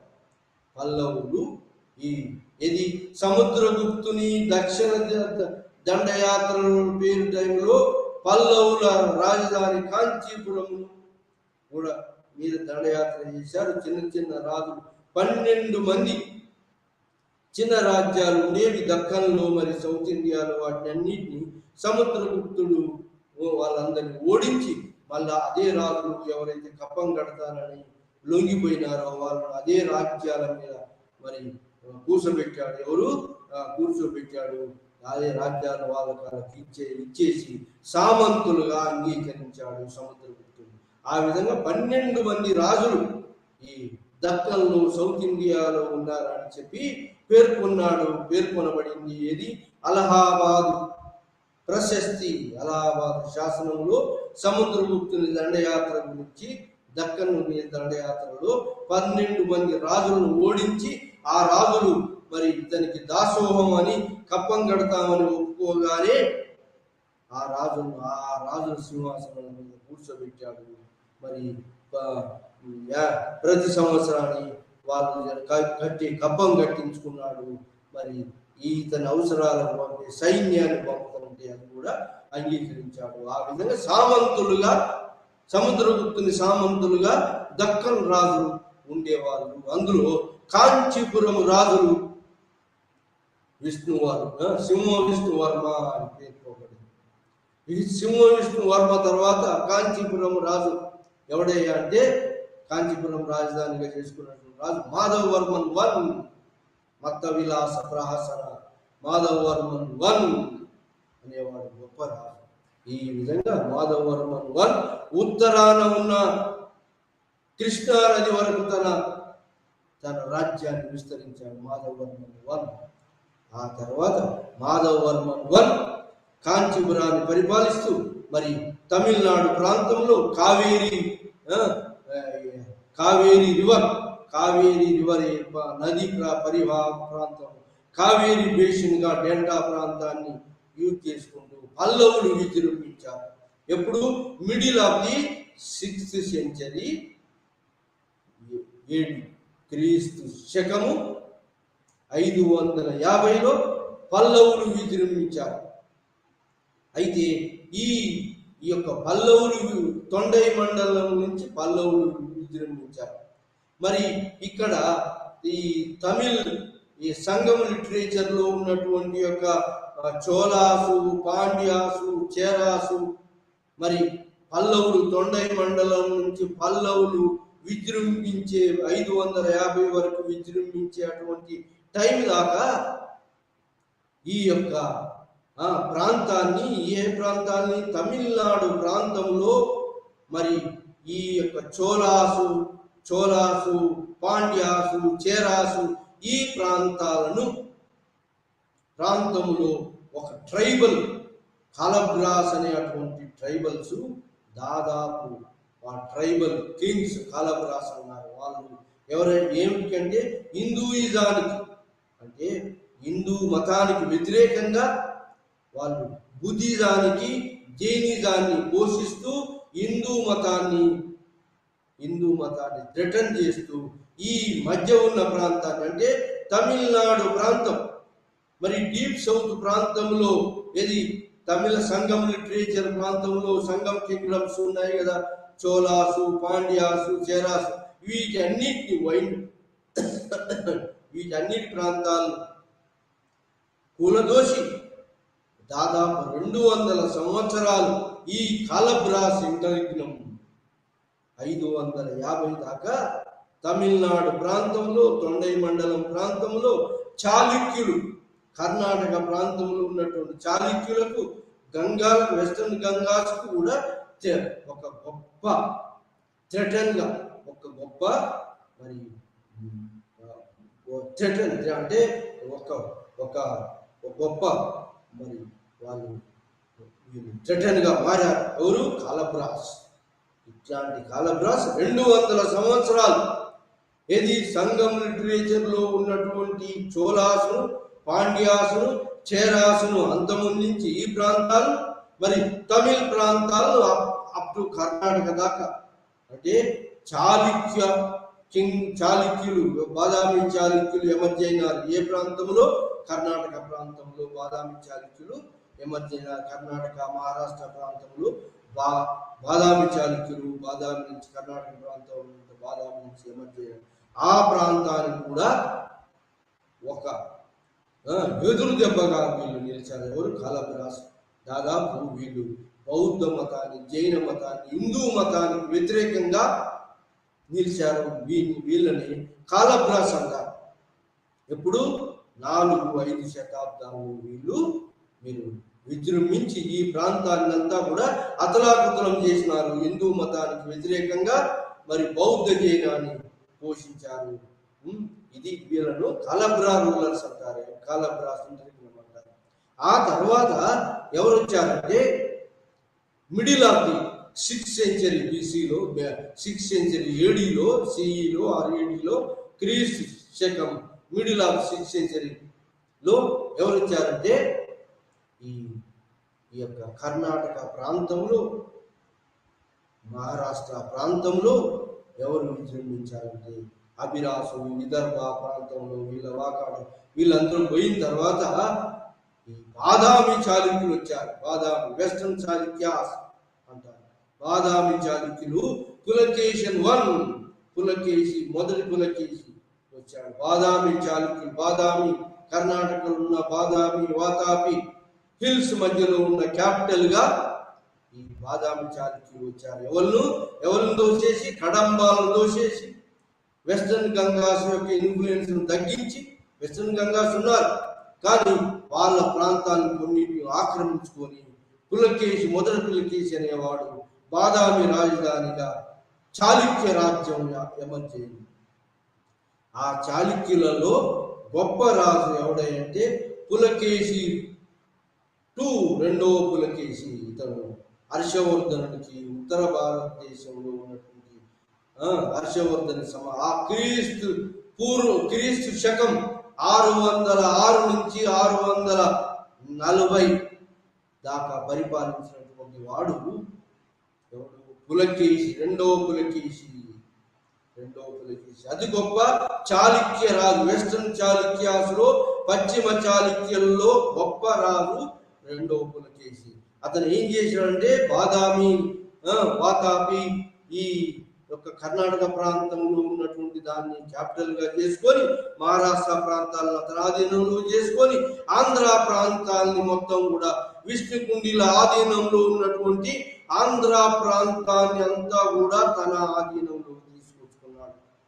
అంతేకాకుండా ఈ విష్ణుకుండిల సామ్రాజ్యం అంతా కూడా చాళుక్య సామ్రాజ్యంలో, వెస్టర్న్ చాళుక్యుల్లో సామ్రాజ్యంలో కలిసిపోయింది. ఆ తర్వాత రెండవ పులకేశి పల్లవుల మీద దండయాత్ర చేశాడు. పల్లవుల రాజు అప్పుడు ఉన్నటువంటి వాడు ఎవడంటే మాధవవర్మన్ మీద దండయాత్ర చేసి కాంచీపురాన్ని కూడా పట్టుకున్నాడు.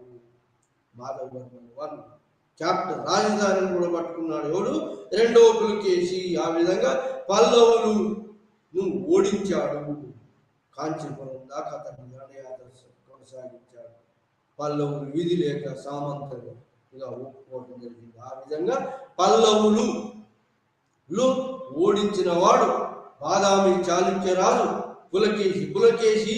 ఏ ప్రాంతాలను ఓడించాడంటే మొత్తం కర్ణాటక ప్రాంతాన్ని, మహారాష్ట్ర ప్రాంతాన్ని, మరి విష్ణుకుండిల ప్రాంతాన్ని, పల్లవుల ప్రాంతాన్ని, కాంచీపురం ప్రాంతాన్ని, అదే కాకుండా లతాస్ గుజరాతులో చాళుక్య సామ్రాజ్యానికి ఇతను పునాది చేశాడు. లతాస్, మాల్వా రీజన్, గూర్జరా రీజన్, గుజరాత్ ప్రాంతం, గుజరాత్ ప్రాంతాన్ని కూడా, తమ మాల్వా ప్రాంతాన్ని కూడా తన ఆధీనంలోకి తీసుకొచ్చుకున్నాడు. ఎవడు? రెండవ పులకేశి. ఆ విధంగా ఇంత ప్రాంతాన్ని, దక్కన్ ప్రాంతాన్ని మొత్తం ఆక్రమించుకున్నటువంటి పశ్చిమ చాళుక్య రాజు రెండవ పులకేశి ఏం చేసినాడంటే అతని తమ్ముణ్ణి వేంగికి పంపాడు. వేంగికి కుబ్జ విష్ణు భూమి ఉన్నటువంటి అతని తమ్ముణ్ణి 621లో ఆ రాజ్యానికి గవర్నర్ గా పంపి 630 నుంచి క్రీస్తు శకం 630 నుంచి అతనే స్వతంత్రంగా పరిపాలించుకోమని అన్ని హక్కులు ఇచ్చేశాడు. ఇది వేంగి సామ్రాజ్యం. దాన్ని ఆ విధంగా ఈస్టర్న్ చాళుక్యాస్ వేంగి సామ్రాజ్యం వెలిసింది. ఆ విధంగా వెస్టర్న్ చాళుక్యాస్, పశ్చిమ చాళుక్యులు, పులకేశి 1, పులకేశి 2, పులకేశి, పశ్చిమ చాళుక్య సామ్రాజ్యం. తర్వాత మరి ఆ చాళుక్యుల పులకేశి 2ని, అతని తమ్ముడిని వేంగి మీద కూర్చోబెట్టాడు. కాబట్టి వేంగి సామ్రాజ్యం, ఈస్టర్న్ చాళుక్యాస్ వేంగి సామ్రాజ్యం మరి కుబ్జ వద్ద నుంచి వచ్చింది. 630 నుంచి అది 500 సంవత్సరాలు పరిపాలించింది. ఏది? వేంగి రాజధానిగా ఈస్టర్న్ చాళుక్యాస్ వేంగి దాదాపుగా 500 సంవత్సరాలు పరిపాలించారు. ఎవరు? వేంగి, ఈస్టర్న్ చాళుక్యాస్ వేంగి. మరి ఆ తర్వాత ఈ తమిళనాడు ప్రాంతాలను ఎవరు పరిపాలిస్తున్నారంటే ఇదే సమయంలో పల్లవులు పరిపాలిస్తున్నారు.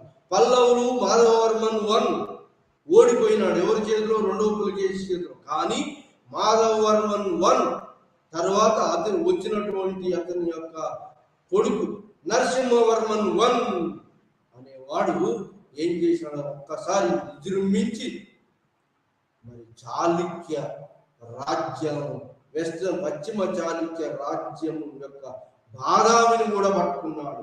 ఆ విధంగా నరసింహవర్మన్ అంటే మాధవవర్మన్ కొడుకు నరసింహవర్మన్ మరి పశ్చిమ చాళుక్యులను ఓడించి మరి పశ్చిమ చాళుక్య రాజుల యొక్క రాజధాని బాదామిని కూడా పట్టుకున్నాడు. సో అది నరసింహవర్మను సాధించిన పల్లవరాజు సాధించిన విజయం. కానీ ఇమీడియట్ గా పల్లవరాజు చాళుక్యరాజు పులకేశిన్ II కూడా ఈ యుద్ధంలో చంపబడ్డాడు నరసింహవర్మన్ చేతులు.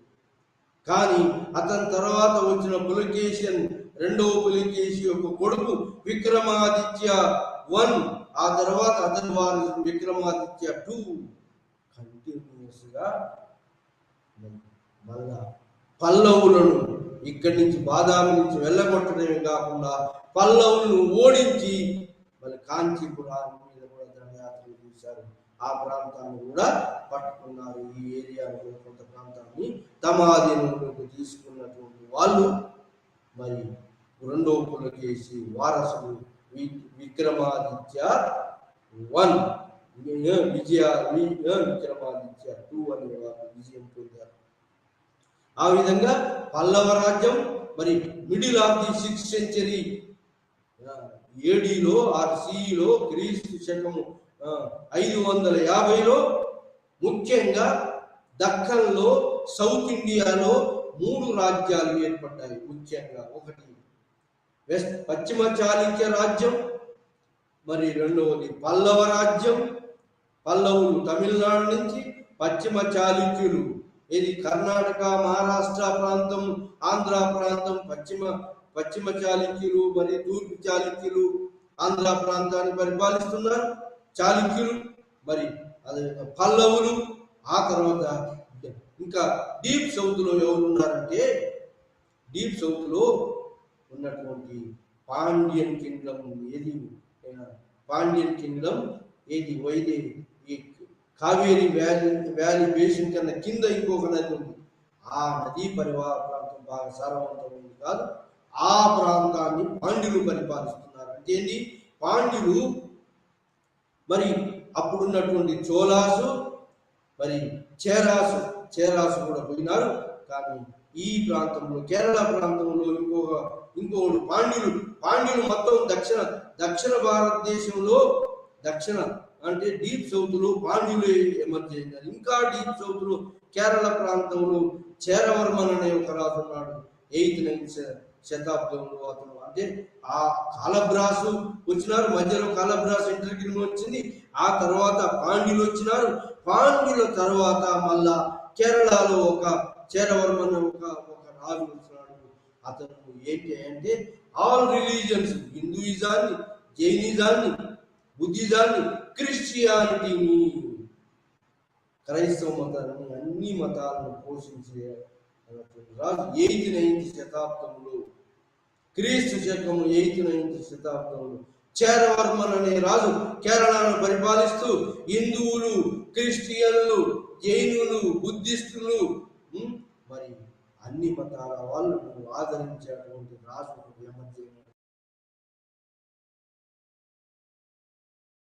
పాండ్య సామ్రాజ్యం. ఆ విధంగా నెమ్మదిగా ఈ యొక్క పాండ్య సామ్రాజ్యమే కేరళను కబలించేసింది. ఆ విధంగా కేరళ కూడా పాండ్య సామ్రాజ్యంలో ఒక భాగం అయింది. ఇక మొత్తం మీద క్రీస్తు శకము 550 వచ్చే వరకు 650 వచ్చే వరకు 3 రాజ్యాలు దక్కన్ అండ్ సౌత్ ఇండియాలో మొత్తం దక్షిణ భారతదేశంలో 3 రాజ్యాలు వచ్చినాయి. పెద్ద రాజ్యాలు వచ్చినాయి. చిన్న రాజ్యాలు చాలా ఉన్నాయి. కానీ పెద్ద రాజ్యాలు మాత్రం చాళుక్యాస్ ఆఫ్ బాదామి, చాళుక్యాస్ ఆఫ్ వేంగి వీళ్ళు వచ్చారు. పల్లవులు కాంచీపురం నుంచి పల్లవులు పరిపాలిస్తున్నారు. మదురై నుంచి పాండ్యులు పరిపాలిస్తున్నారు. ఈ విధంగా 3 మిడిల్ ఆఫ్ ది 6th centuryలో 3 వచ్చి ఆ 3 ఉచ్చ స్థితిలోకి వచ్చినాయి. Middle of the 6th century నుంచి middle of the 7th century 8th century దాకా ఈ రాజ్యాలు అన్నీ ఉన్నాయి. మరి మిడిల్ ఆఫ్ ది 8th centuryలో బాదామి చాళుక్యులు పులకేశిన్ II వారసులు పోయి అక్కడ ఎవరే అంటే వెస్టర్న్ గంగాస్ ఉన్నారు, ఇంకా పరిపాలిస్తున్నారు. కర్ణాటక దక్షిణ కర్ణాటక ప్రాంతం, ఉత్తర కర్ణాటక ప్రాంతమే బాదామి చాళుక్యులు. సో దక్షిణ ప్రాంతం వెస్టర్న్ గంగాస్ ఉన్నారు, దక్షిణ కర్ణాటక ప్రాంతం. సో ఆ విధంగా బనవాసీస్ కూడా ఉన్నారు. ఇంకా కర్ణాటక ప్రాంతంలో ఇంకా చిన్న చిన్న మైనర్ కింగ్స్ కూడా ఉన్నారు. అదేవిధంగా మరి ఈ పశ్చిమ చాళుక్య రాజ్యము అంతరించి రాష్ట్రకూటులు వచ్చినారు 750 క్రీస్తు శకము 750లో మిడిల్ ఆఫ్ ది 8th సెంచరీలో రాష్ట్రకూటులు పరిపాలన మొదలైంది. రాష్ట్రకూట మాన్యకేట మాన్యకేట నుంచి పరిపాలన మొదలైంది. కళ్యాణి మాన్యకేట నుంచి పరిపాలన రాష్ట్రకూటు 200 సంవత్సరాలు మహారాష్ట్రలో కైలాసనాథ్ టెంపుల్. మరి చాళుక్యులు కొన్ని హిందూ దేవాలయాలు కట్టించారు. వాటిని ఈ యొక్క బాదామి చాళుక్యులు పట్టడకల్ విష్ణు ఆలయము, బ్రహ్మ ఆలయము, పట్టడకల్ అండ్ ఇక్కడ మహబూబ్నగర్ ఆలంపూర్ టెంపుల్స్ ఇవన్నీ పశ్చిమ చాళుక్యుల కాలంలో హిందూ టెంపుల్స్ వచ్చినాయి. అదేవిధంగా రాష్ట్రకూటులు 200 సంవత్సరాలు పరిపాలించారు. 750 నుంచి 977 దాకా పరిపాలించారు. రాష్ట్రకూటులు కైలాసనాథ టెంపుల్ ఎల్లోరా నుంచి పరిపాలించారు రాష్ట్రకూటులు. మరి ఇదే టైంలో ఎవరు పరిపాలించారంటే సమకాలీకంగా రాష్ట్రకూటులకు సమకాలీకంగా పరిపాలించినటువంటి వాళ్ళు, దక్కన్ను పరిపాలించినటువంటి వాళ్ళు ఎవరే అంటే ఈస్టర్న్ చాళుక్యాస్ ఆఫ్ వేంగిని పరిపాలించినటువంటి తూర్పు చాళుక్యులు కంటిన్యూ అయ్యారు. తూర్పు చాళుక్యులు కంటిన్యూ అయ్యే టైంలో, వేంగిని పరిపాలిస్తున్న టైంలో పల్లవులు మరి ఏది కాంచీపురం క్యాపిటల్ గా, కావేరీ బేసిన్ క్యాపిటల్ గా పల్లవులు పరిపాలించారు. వీళ్ళు పల్లవులు Mahabalipuram brothers, Kailasanath temple at Ellora, Kailas temple at seashore at Madurai, Kailas temple at Kanchipuram, Shiva temple at Mahabalipuram brothers, పల్లవుల యొక్క ఆర్ట్ అండ్ కల్చర్ని ఈ ఎగ్జిబిట్ చేస్తున్నటువంటి మహాబలిపురం బ్రదర్స్ పల్లవులు పరిపాలిస్తున్నారు. పల్లవులు ఎప్పటిదాకా పరిపాలించారంటే పల్లవులు క్రీస్తు శకము 850 దాకా, middle of the 9th century దాకా పల్లవులు ఉచ్చ స్థితిలో పరిపాలించారు. పల్లవులు పరిపాలించినప్పుడు ఈ పల్లవులు 2 వైపుల నుంచి ఎదుర్కొన్నారు. పల్లవులు ఎక్కడి నుంచి అంటే తొండై మండలం నుంచి, తొండై మండలము Tamil Nadu area, Kaveri basin area, Tondai Mandalam నుంచి పరిపాలించి కాంచీపురం రాజధానిగా పరిపాలించారు. వీళ్ళు పల్లవులు ఒకవైపు పల్లవులను కలబ్రాసు పల్లవులను ఓడించారు. ఇంకోవైపు ఈ సంఘం బ్రిటిష్ తర్వాత వచ్చిన చోళాసు, పాండ్యాసు, చేరాసు కూడా ఓడించారు కలబ్రాసు. ఆ తర్వాత పల్లవులు ఉజ్జృంభించారు. పల్లవులు హిందూ మతాన్ని బాగా పోషించారు. హిందూ టెంపుల్స్, శైవాలయాలను కట్టించారు పల్లవులు. ఆ విధంగా పల్లవులు తమిళనాడు ప్రాంతంలో హిందూ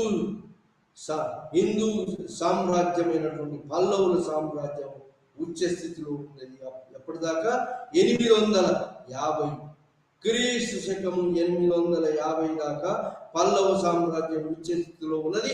పల్లవులకు సామంతులుగా ఉన్నటువంటి వాళ్ళు ఎవరయ్యా అంటే పల్లవులకు సామంతులుగా పల్లవులు 2 వైపులు ఎదుర్కొన్నారు దాడులు. ఒకవైపు చాళుక్యాస్ ఆఫ్ బాదామి వాళ్ళు, ఇంకోవైపు పల్లవులు వేంగి చాళుక్యులతోటి కూడా దాడులు ఎదుర్కొన్నారు. ఆ విధంగా చాళుక్యులతోటి ఒకవైపు, ఆ తర్వాత రాష్ట్రకూటులు వచ్చిన తర్వాత రాష్ట్రకూటులతోటి కూడా పల్లవులు మరి పల్లవు రాష్ట్రకూట దాడులను ఎదుర్కోవాల్సి వచ్చింది. ఆ విధంగా పల్లవులకు సామంతులు అయినటువంటి వాళ్ళు, ఏది చాళుక్యులకు సామంతులు అయినటువంటి వాళ్ళు బన్వాసి ఏరియాలో కడంబా ఏ రూలర్స్ లేదా వెస్టర్న్ గంగా రూలర్స్, ఈ విధంగా పల్లవులకు చాళుక్యులకు సామంతులుగా ఉన్నటువంటి మైనర్ రాజులు ఇటువైపు అటువైపు ఉన్నారు. కొన్ని సమయంలో ఇటువైపు, కొన్ని సమయాల్లో చాళుక్యుల వైపు, కొన్ని సమయాల్లో పల్లవుల వైపు, ఈ విధంగా minor rulers took the sides of the superior authority decides. ఆ విధంగా పోరాటం జరిపారు మైనర్ రూలర్స్. ఈ విధంగా పల్లవులు చాళుక్యుల మధ్యలో పెద్ద కంటిన్యూస్ పోర్ జరిగి పల్లవులు క్షీణించారు, చాళుక్యులు క్షీణించి రాష్ట్రకూటులు ఎన్నైనారు. మరి వేంగి చాళుక్యులు కంటిన్యూ అయినారు. ఆ తర్వాత మరి ఈ ఒకవైపు పల్లవులు పాండ్యులను మరి దక్షిణ వైపులో పాండ్యులను ఎదుర్కొన్నారు, ఉత్తర వైపులో చాళుక్యులను ఎదుర్కోవాల్సి రెండు వైపుల నుంచి పల్లవులు ఇటువైపు అటు ఉత్తరం దక్షిణం, దక్షిణంలో పాండ్యుల నుంచి, ఉత్తరంలో చాళుక్యుల నుంచి రెండు వైపుల పల్లవులు ఎదుర్కొని అయినప్పటికీ కూడా 300 సంవత్సరాలు కాంచీపురం రాజధానిగా పరిపాలించినారు పల్లవులు. 850 దాకా పరిపాలించారు. ఆ విధంగా మరి చాళుక్య సామ్రాజ్యము కృష్ణా తుంగభద్ర డెల్టా ఏరియా, పశ్చిమ చాళుక్య సామ్రాజ్యం, కృష్ణా తుంగభద్ర డెల్టా ఏరియా, పశ్చిమ చాళుక్య సామ్రాజ్యం, బాదామి చాళుక్య సామ్రాజ్యం విలసిల్లింది. అదేవిధంగా కృష్ణా గోదావరి డెల్టా ఏరియాను వేంగి సామ్రాజ్యం, eastern Chalukyas of Vengi, Krishna Godavari delta ప్రాంతం ని బేస్గా తీసుకొని అగ్రికల్చర్ వ్యవసాయం బేస్గా తీసుకొని ఆ సామ్రాజ్యం ఏది ఈస్టర్న్ చాళుక్యాస్ వేంగి సామ్రాజ్యం వర్ధిల్లింది. అదేవిధంగా మరి కావేరి బేసిన్గా తీసుకొని అక్కడ ఉన్నట్టు అగ్రికల్చర్ బేసిన్గా తీసుకొని ఏది పల్లవ సామ్రాజ్యం వర్ధిల్లింది. 300 సంవత్సరాలు పల్లవులు పరిపాలించారు. కాంచీపురం రాజధానిగా కావేరి బేసిన్ అగ్రికల్చర్ బేస్గా పల్లవ సామ్రాజ్యం తులతూగింది. ఆ విధంగా పల్లవ సామ్రాజ్యం ఉత్తరమున చాళుక్యులతోటి, దక్షిణమున పాండ్యులతోటి ఎదుర్కొని ఆ లాస్ట్కు పల్లవ సామ్రాజ్యం క్షీణించి 850లో ఆదిత్య చోళ అనేవాడు అపరాజిత వర్మ అనే పల్లవ రాజును ఓడించి చోళ రాజ్యం వచ్చింది. 800 మిడిల్ ఆఫ్ ది 9th సెంచరీలో చోళ సామ్రాజ్యం వచ్చింది. కావేరి బేసిన్ మీద పల్లవ సామ్రాజ్యం పోయి చోళ సామ్రాజ్యం వచ్చింది. ఆ విధంగా మరి పాండ్యులు ఎవరు కేరళను ఆక్రమించారు. కేరళను ఆక్రమించి కేరళను చేరాలు పరిపాలించి ఆ తర్వాత కాలబ్రాసు, ఆ తర్వాత ఈ చెమరాన్ అనేవాడు కేరళను పరిపాలించాడు. హిందూ, బౌద్ధ, జైన, అన్ని క్రిస్టియన్ అన్ని మతాలు పరిపాలించాడు. వారిని ఆ ప్రాంతం కూడా పాండ్యులు ఆక్రమించాడు. ఆ విధంగా పాండ్యుల ఒకవైపు పాండ్యులతోటి, ఒకవైపు చాళుక్యులతోటి ఎదుర్కొని నిలిచినటువంటి పల్లవ సామ్రాజ్యము అయినటువంటి తమిళనాడు ప్రాంతం, పల్లవులు ఏలినటువంటి తమిళనాడు ప్రాంతం, పల్లవ రాజ్యం అంతరించిపోయి ఆ యొక్క కావేరి బేసిన్లో చోళ సామ్రాజ్యం వచ్చింది. కృష్ణా గోదావరి డెల్టాలో ఎవరు వేంగి, ఈస్టర్న్ చాళుక్యాస్ వేంగి రాజ్యాలు కంటిన్యూ అవుతూ వస్తున్నాయి. సో ఈస్టర్న్ చాళుక్యాస్ వేంగి రాజ్యాలు కంటిన్యూ అవుతున్నాయి. ఆ విధంగా మరి పల్లవులు పోయి చోళులు ఎమర్జ్ అయ్యింది. చోళులు కావేరి బేసిన్ నుంచి చోళులు ఎమర్జ్ అయ్యింది. 850 ప్రాంతంలో వచ్చిన చోళులు గొప్ప రాజు. చోళ రాజుల యొక్క గొప్ప రాజులు ఎవరంటే రాజరాజ 1 రాజేంద్ర చోళ.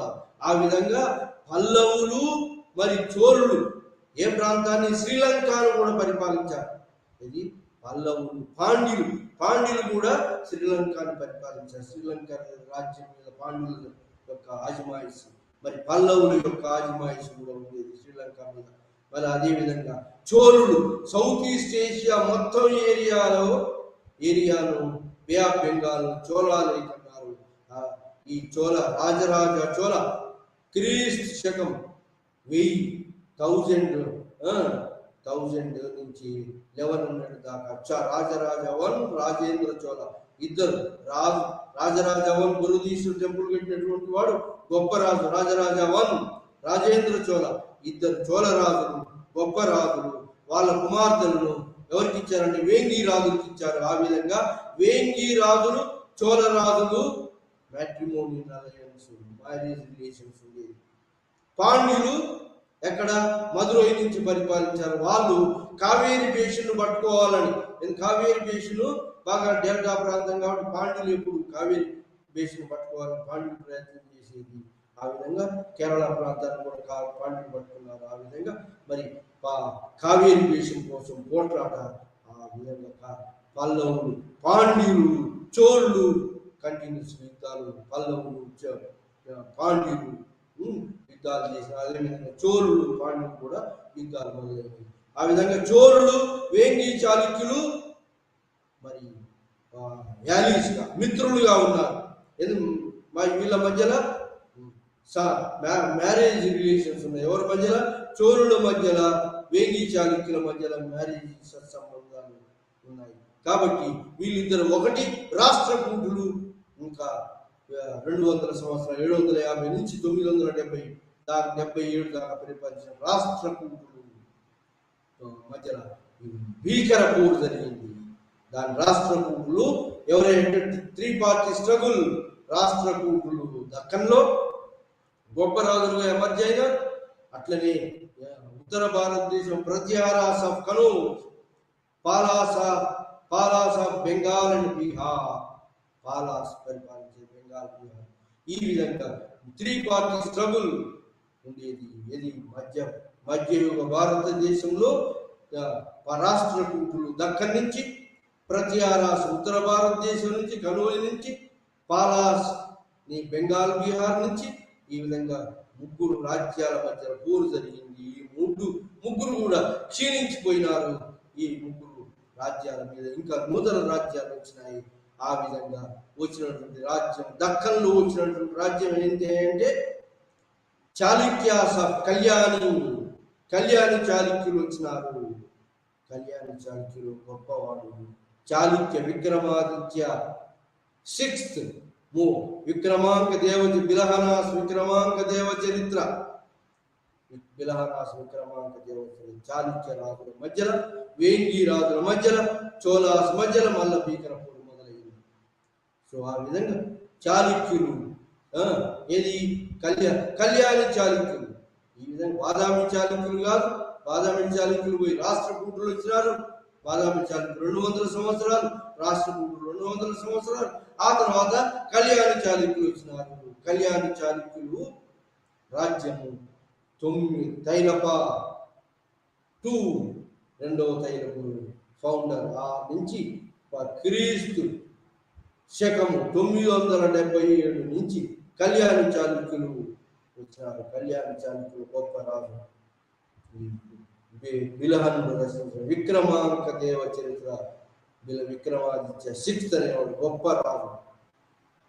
కళ్యాణి చాళుక్యులు గొప్ప రాజు. వాళ్లకు కంటిన్యూస్గా వేంగి చాళుక్యులకు మరి చోళాసుకు కంటిన్యూస్గా యుద్ధాలు జరిగినాయి. ఆ టైంలో పాండ్యాస్ కూడా విజృంభించారు. ఆ విధంగా చోళరాజులు, వేంగి చాళుక్యులు మరి కళ్యాణి చాళుక్యులు భీకర యుద్ధం మొదలైంది.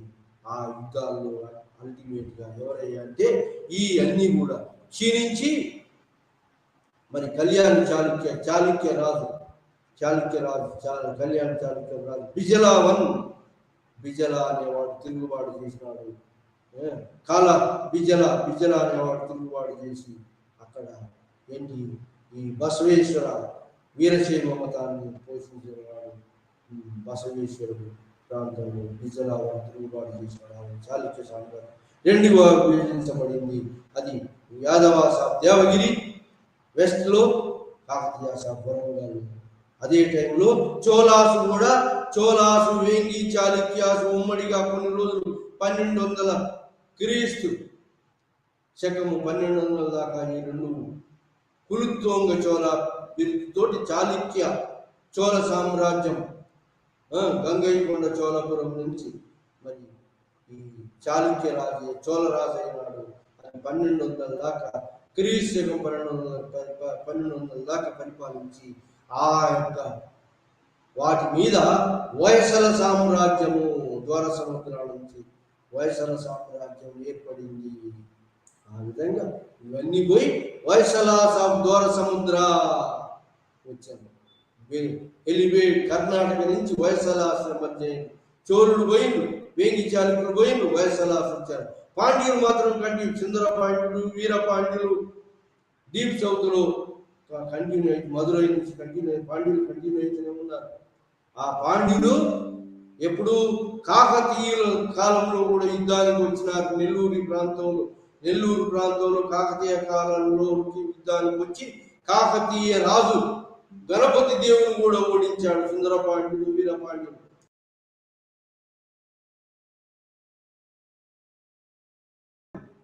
ఇది రుద్రమదేవికి పట్టాభిషేకం చేసినాడు గణపతి దేవుడు. ఆ విధంగా రుద్రమదేవి ఆ పాండ్యులను ఓడించింది. అదేవిధంగా యాదవులను కూడా ఓడించింది రుద్రమదేవి. అది కాకతీయుల కాలంలో వచ్చినటువంటి ఇది. మరి ఇది ఈ విధంగా ఈ కాకుండా మైనర్ డైనాసిటీస్ కూడా ఉన్నాయి. మైనర్ డైనాసిటీస్ ఈ కాలంలో ఏంటి అంటే చాళుక్యులు, పల్లవులు, పాండ్యుల కాలంలో మైనర్ డైనాసిటీ ఇటువైపు అటువైపు ఉన్నారు. మరి ఈ మైనర్ డైనాసిటీస్ పెద్ద ఇన్ఫ్లుయెన్స్ లేకున్నా ఆ యొక్క మేజర్ డైనాసిటీస్ ఇన్ఫ్లుయెన్స్ వీటి మీద ఉండేది. ఆ విధంగా వీళ్ళు మరి కీలక పాత్ర వహించి ఇటువైపు అటువైపు యుద్ధంలో మొగ్గు చూపడానికి అవకాశం ఇచ్చినటువంటి వాళ్ళు ఎవరయ్యా అంటే ఈ మైనర్ డైనాసిటీస్, బనవాసీసు, వెస్టర్న్ గంగాసు, ఇలా కడంబాసు, ఇలా చిన్న మైనర్ డైనాసిటీస్ ఎన్నో కూడా ఈ కాలంలో ఈ ముఖ్యమైన పాత్ర పోషించాయి. ఇది ఈ విధంగా ఉన్నటువంటి ప్రాంతంలో మరి పొలిటికల్ ఆర్గనైజేషన్ ఏ విధంగా ఉంది అనేది ఇంపార్టెంట్. ఈ కాలంలో దక్కన్లో మరి ఎంటైర్ సౌత్ ఇండియాలో ఎవరు చాళుక్యులు, పల్లవులు, పాండ్యులు ఎమర్జీ అయినారు. ఎంటైర్ సౌత్ ఇండియా 3 ముఖ్యమైన రాజ్యాలు వచ్చినాయి. మొత్తం దక్షిణ భారతదేశంలో 3 ముఖ్యమైన రాజ్యాలు 3 పరస్పర యుద్ధాలు చేసినాయి. పరస్పర యుద్ధాలలో ఈ 3 క్షీణించి నూతనమైన ఆవిర్భవించడానికి దారితీసింది. ఇలాంటి కాలంలో మరి రాజకీయ పొలిటికల్ ఆర్గనైజేషన్ ఎలా ఉండేదంటే మొత్తం ఈ పల్లవుల కాలంలో కానీ, చాళుక్యుల కాలంలో కానీ, మరి పాండ్యుల కాలంలో కానీ అంతా కూడా రాజే సర్వాధికారి. రాజుకు సహాయపడడానికి మంత్రివర్గం ఉండేది, మినిస్ట్రీస్. వాళ్ళు ఎవరంటే ముఖ్యంగా రాజ్యంలో ఉన్నటువంటి రాజ్యానికి ఉన్నటువంటి యొక్క రాజబంధువులు ఎక్కువగా ఉండేవాళ్ళు. మినిస్ట్రీస్ లో రాజబంధువులు అంటే రాజుకున్న వారసు రాజబంధువులు. మరి యువరాజు కూడా ఉండేవాడు, పురోహితుడు ఉండేవాడు, మినిస్టర్లు ఉండేవాడు. మినిస్టర్ల కింద ఆఫీసర్స్ వివిధ ఈ డిపార్ట్మెంట్స్ నడపడానికి ఆఫీసర్స్ కూడా ఉండేవాళ్ళు. ఈ ఆఫీసర్స్ రాజు యొక్క ఆజ్ఞలను అమలు చేస్తుండేవాళ్ళు. పన్నులు వసూలు చేసేవాడు, పన్నులు కలెక్ట్ చేసేవాడు, పన్నులు నిర్ణయించేవాడు. మరి ఈ ఇతర ట్యాక్స్ ముఖ్యమైన పన్ను ఆ కాలంలో ఏంటంటే 1/6 land revenue tax. Land revenue ఆ కాలంలో పల్లవులు, ముఖ్యంగా దక్కన్ ప్రాంతంలో పల్లవులు, సౌత్ ఇండియాలో ట్యాంక్స్, కెనాల్స్, వెల్స్ ఇరిగేషన్. ఈ ప్రాంతంలో మరి రాజులు ట్యాంకులు కట్టించారు, చెరువులు కట్టించారు.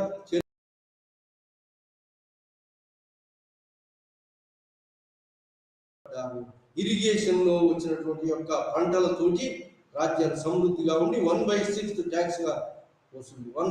అంటే పంటలు 6వ భాగం పన్నుగా తీసుకున్నారు. ఇది కాకుండా వృత్తి పన్నులు ఉండేవి, క్యాస్ట్ అసోసియేషన్స్ ఉండేవి.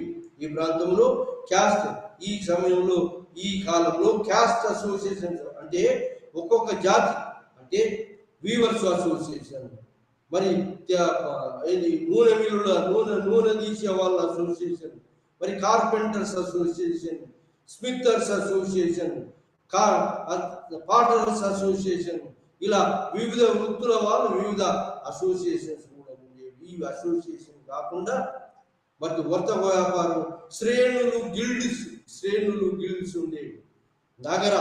నగర శ్రేష్ఠి వార్ధహ అంటే ఈ యొక్క ఒక చోటు నుంచి శాతవాహ, ఒక చోటు నుంచి వస్తువులు ఇంకో చోటు తీసుకుపోయేటువంటి ఒక మర్చెంట్స్ కూడా ఉండేవాళ్ళు. ఒక స్థిరమైన చోట్ల ఉండే మర్చెంట్స్ ఉండేవాళ్ళు. సో ఒక చోటు నుంచి ఒక చోటుకి వస్తువులు తీసుకుపోతూ అమ్మేటువంటి వాళ్ళు శాతవాహలు అనేటువంటి మర్చెంట్స్ కూడా ఉండేవాళ్ళు. ఈ విధంగా మరి శ్రేణులు గిల్డ్స్ అనేవి ఉండేవి. ఆ విధంగా ఈ యొక్క అసోసియేషన్స్ వివిధ వృత్తుల వాళ్ళు వివిధ అసోసియేషన్స్ ఉండేవి. వర్ణ వ్యవస్థ బలంగా ఉండేది. ఏ వర్ణం వాడు ఆ వర్ణం యొక్క వృత్తిని పాటించేవాడు. వృత్తి బ్రాహ్మణ వృత్తి, క్షత్రియ వృత్తి, వైశ్యం, agriculture and trade and commerce, శూద్రులు మరి వ్యవసాయ కూలీలుగా ఇలా వర్ణ వ్యవస్థ. పాంచకులం, 5వ కులము చండాలులు కూడా ఈ కాలంలో రావడం జరిగింది. అంటే అన్టచబుల్స్, వాళ్ళ యొక్క షేడ్ అంటే నీడ తగిలితేనే కూడా అంత పక్కకు పోయేటువంటి ఒక అన్టచబుల్ వ్యవస్థ ఉండేది. స్లేవరీ కూడా, బానిసత్వం ఉండేది, వెట్టి చాకరీ ఉండేది. మరి వివిధ మరి మతాలు, హిందూ మతం, జైన మతం, బౌద్ధ మతాలు ఈ కాలంలో ఉండేవి. మరి ఇది కాకుండా పరిపాలన వ్యవస్థ, సర్వాధికారి రాజుకు మినిస్టర్లు, మరి ఇతర ఆఫీసర్స్, పన్నులు వసూలు చేసేవాడు, పన్నులు విధించేవాడు, మరి ఇతర పన్నులు. సో ఇవన్నీ కూడా రాజ్యంలో ఉండేవి. అది కాకుండా మొత్తం రాజ్యాన్ని ప్రాంతాలుగా, రాష్ట్రాలుగా, విషయాలుగా, నాడూసుగా, తమిళనాడులో నాడూసుగా విభజించబడ్డారు. ఈ కాలంలో బ్రాహ్మణులకు అగ్రహారాలు ఇచ్చి కొత్త సెటిల్మెంట్స్, కొత్త ఏరియాల్లో మరి పంట పండించే తీసుకొచ్చారంటే ముఖ్యంగా బ్రాహ్మణులకు కొత్త ప్రదేశాల నుంచి ఆ భూభాగాన్ని వ్యవసాయ యోగ్యంగా మార్చడానికి వాళ్ళు ఎక్కువగా తెలివి కల్లోళ్ళు కాలాలను పరిశీలిస్తారు. కాబట్టి ఏ కాలంలో ఆ కాలంలో పంటలు అవన్నీ వాళ్ళు బాగా అవగాహన ఉంటుంది. కాబట్టి బ్రాహ్మణులకు అగ్రహారాలు, బ్రహ్మదేయ గ్రామాలు, మరి టెంపుల్స్, దేవదానాలు, మరి ఆ విధంగా మిగతా శ్రమణులకు కూడా దానాలు చేసేవాళ్ళు, బుద్ధిస్టులు, మాంగ్స్ కూడా దానాలు చేసేవాళ్ళు. ఆ విధంగా మరి అగ్రహారాలు, బ్రహ్మదేయ వేయించి మరి ఈ విధంగా రాష్ట్రాలు, ప్రాంతాలు, విషయాలు. ఆ తర్వాత last unit of administration village elders, మరి సివిల్ క్రిమినల్ తగాదాలు విలేజ్ తీర్పు చెప్పేవాళ్ళు, విలేజ్ ఎల్డర్స్. ఇది కాకుండా పల్లవ ప్రాంతంలో నీటిపారుదల సౌకర్యాలు, ట్యాంక్స్, ఇరిగేషన్ బాగా ప్రోత్సహించారు. పల్లవుల ప్రాంతంలో 3 రకాల గ్రామాలు ఉండేవి. ఒకటి నగరం అంటే ఈ యొక్క వర్తక వ్యాపారంలో ఎక్కువగా ఉండేటువంటి నగర గ్రామం. తర్వాత బ్రహ్మదేయ గ్రామం, అగ్రహార గ్రామం అంటే బ్రాహ్మణులు ఎక్కువగా ఉండేటువంటిది బ్రాహ్మణ గ్రామం. తర్వాత ఊరు గ్రామం అంటే రైతులు ఎక్కువగా ఉండేది ఊరు గ్రామం. ఇవి స్వయం పోషకాలుగా మరి లాటరీ పద్ధతులు ఎవ్రీ ఇయర్ ఇవి కమిటీలుగా ఏర్పడి తమ యొక్క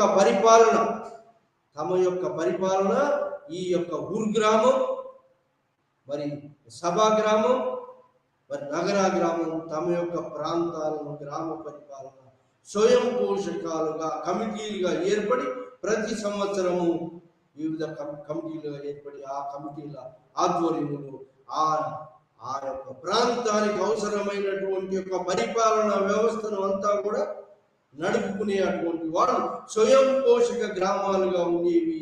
అవి పల్లవులు పోషించారు. అదేవిధంగా చాళుక్యుల కాలంలో కూడా విలేజ్ స్వయం పోషకాలుగా ఉండేది. కానీ రాజులు చాళుక్య రాజులు కూడా అగ్రహారాలు, బ్రహ్మదేయాలు ఇచ్చారు. బ్రాహ్మణ గ్రామాలు, సభా గ్రామాలు ఉన్నారు. సో ఆ విధంగా village elders, village head men కాకుండా హెడ్ మెన్ ఆధ్వర్యంలో పరిపాలన కొనసాగింది. ఎక్కడ? చాళుక్య రాజుల్లో లోకల్ సెల్ఫ్ గవర్నమెంట్ ఉన్నది. రాజు యొక్క రిప్రజెంటేటివ్స్, చాళుక్య రాజ్యంలో రాజు రిప్రజెంటేటివ్స్ ఇంటర్ఫియర్ అయ్యేవాళ్ళు. విలేజ్ హెడ్ను, విలేజ్ ఎల్డర్ను డిసైడ్ చేయడం. కానీ పల్లవ ప్రాంతంలో మాత్రం విలేజ్ రాజు యొక్క ఇంటర్ఫియరెన్స్ లేకుండానే సభా గ్రామం, నగర ఏర్పడి తమకు అవసరమైనటువంటి అవసరాలన్నింటినీ కూడా తీర్చుకునేటువంటి వాళ్ళు. ఆ విధంగా లోకల్ సెల్ఫ్ గవర్నమెంట్ ఉండేది.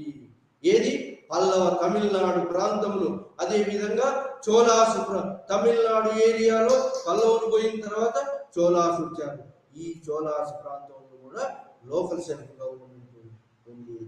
ఇది ఈ యొక్క పాఠంలో దక్కన్ అండ్ సౌత్ ఇండియాలో వచ్చినటువంటి రాజకీయ మార్పుల గురించి మనం ఈరోజు ఈ లైవ్ ఛానల్లో డిస్కస్ చేసినాం.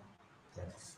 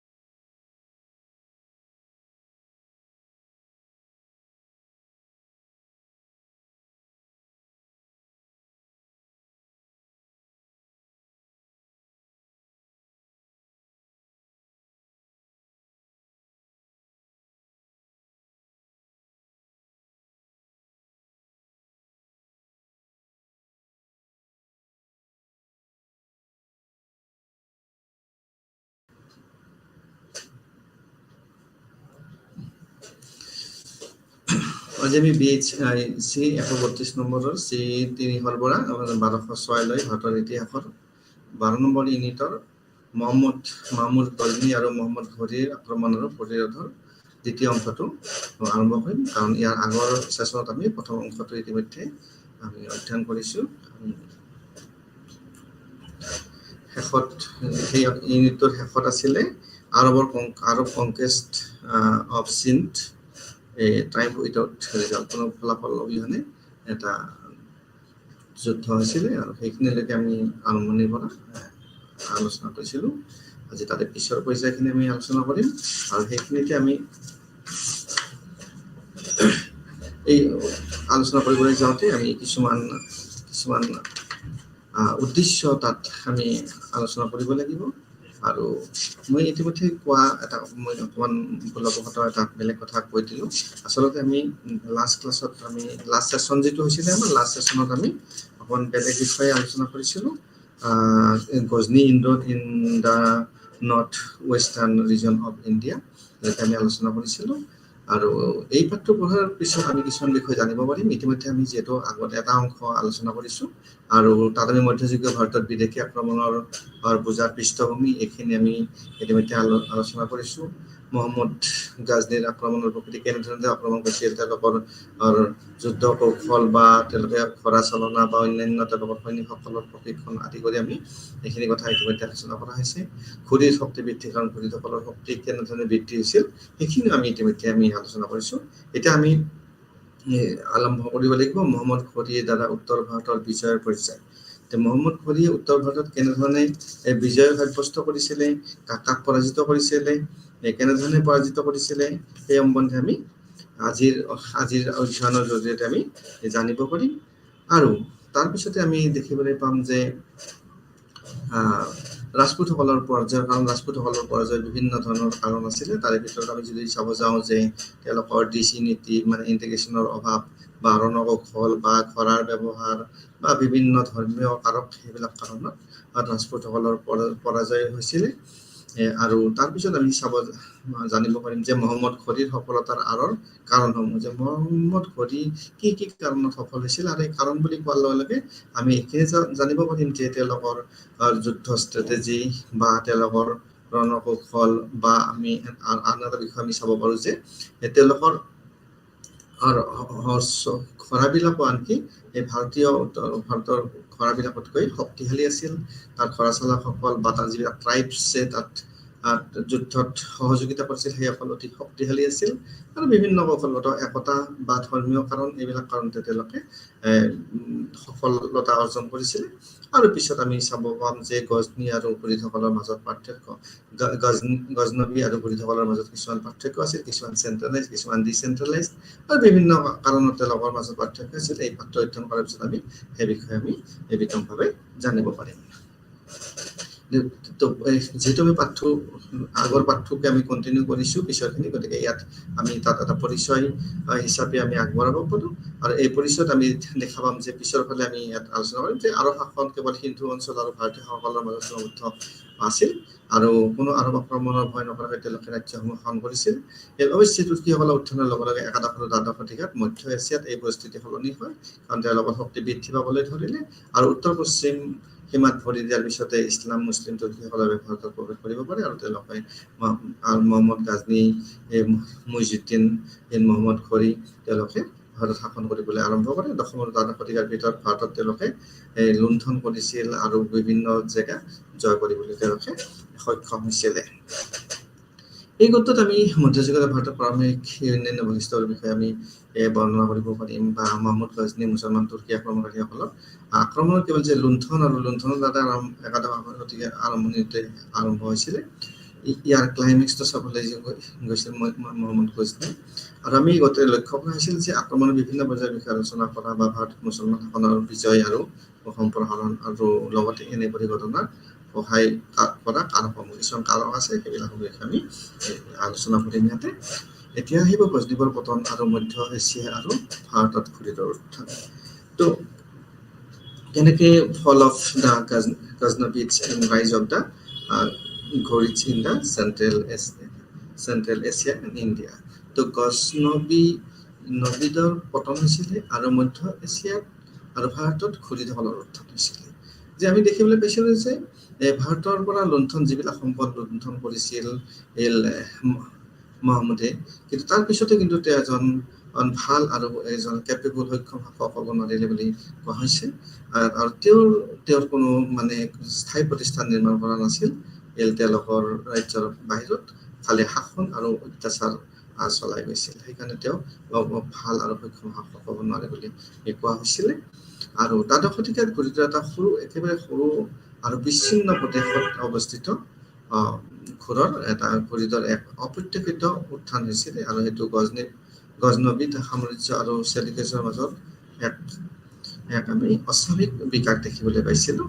আৰু ই বৰ্তমান সময়ত আটাইতকৈ কম বিকশিত যি অঞ্চল আছে সেইবিলাকৰ ভিতৰত এটা অঞ্চল আছিলে। ই গজনবীৰ পশ্চিম আৰু হেৰাত প্ৰদেশৰ পূবে অৱস্থিত আছিল। আৰু পশ্চিম আফগানিস্তান, হেৰাত বা হৰি নদীৰ পূৰ্বৰ যিটো উপত্যকা আছে তাত আছিলে। যিহেতু ই এটা পাহাৰীয়া ভূমিৰ দেশত ভাগ কৰা হৈছিল। কৃষি মুছলমান অধ্যক্ষসকলৰ দ্বাৰা পৰিবেষ্টিত এই পৌত্তলিক অঞ্চল আছিল আৰু তেওঁলোকে শাসন কৰিছিল ইয়াতে। অৱশ্যে এইটো দশম শতিকাৰ শেষৰ ফালে আৰু একাদশ শতিকাৰ আৰম্ভণিত গজনবীৰ দ্বাৰা ইয়াক কি কৰা হৈছিলে, ইছলামিক কৰা হৈছিল। ইয়াৰ যিখিনি মানুহ আছিলে, সেইখিনি যে বসতি আছিলে বা লোক আছিল, তেওঁলোকক ইছলামিক কৰা হৈছিলে। তাৰপিছত ঘূৰিৰ শাসক বা চাঞ্চা বা নেতাসকল আছিল নম্ৰ, আৰু তেওঁলোকে মূলতঃ তেওঁলোকৰ প্ৰধান জীৱিকা আছিল কৃষি পালন, আৰু তেওঁলোকে কৃষি আৰু পশুপালন। আৰু তেওঁলোকে দ্বাদশ শতিকাৰ মাজভাগত হেৰাতত হস্তক্ষেপ কৰি নিজকে কি কৰিছিলে, সৰ্বশ্ৰেষ্ঠ কৰিবলৈ যথেষ্ট ধৰণে চেষ্টা কৰিছিল। আৰু ইয়াৰ যে ৰাজ্যপাল আছিলে, তেওঁলোকে চেলিকছ ৰজাৰ বিৰুদ্ধে বিদ্ৰোহ কৰিছিলে। তাৰপিছত যিহেতু গজনবীসকলে তেওঁলোকৰ বন্দী কৰা ঘূৰিসকলৰ এই কাৰ্যৰ দ্বাৰা ভাবুক অনুভৱ কৰিছিল, আৰু মৰিদ সম্ৰাট আলাউদ্দিন হুছেইন শ্বাহৰ ভায়েকক তেওঁলোকে প্ৰয়োজন দিছিলে।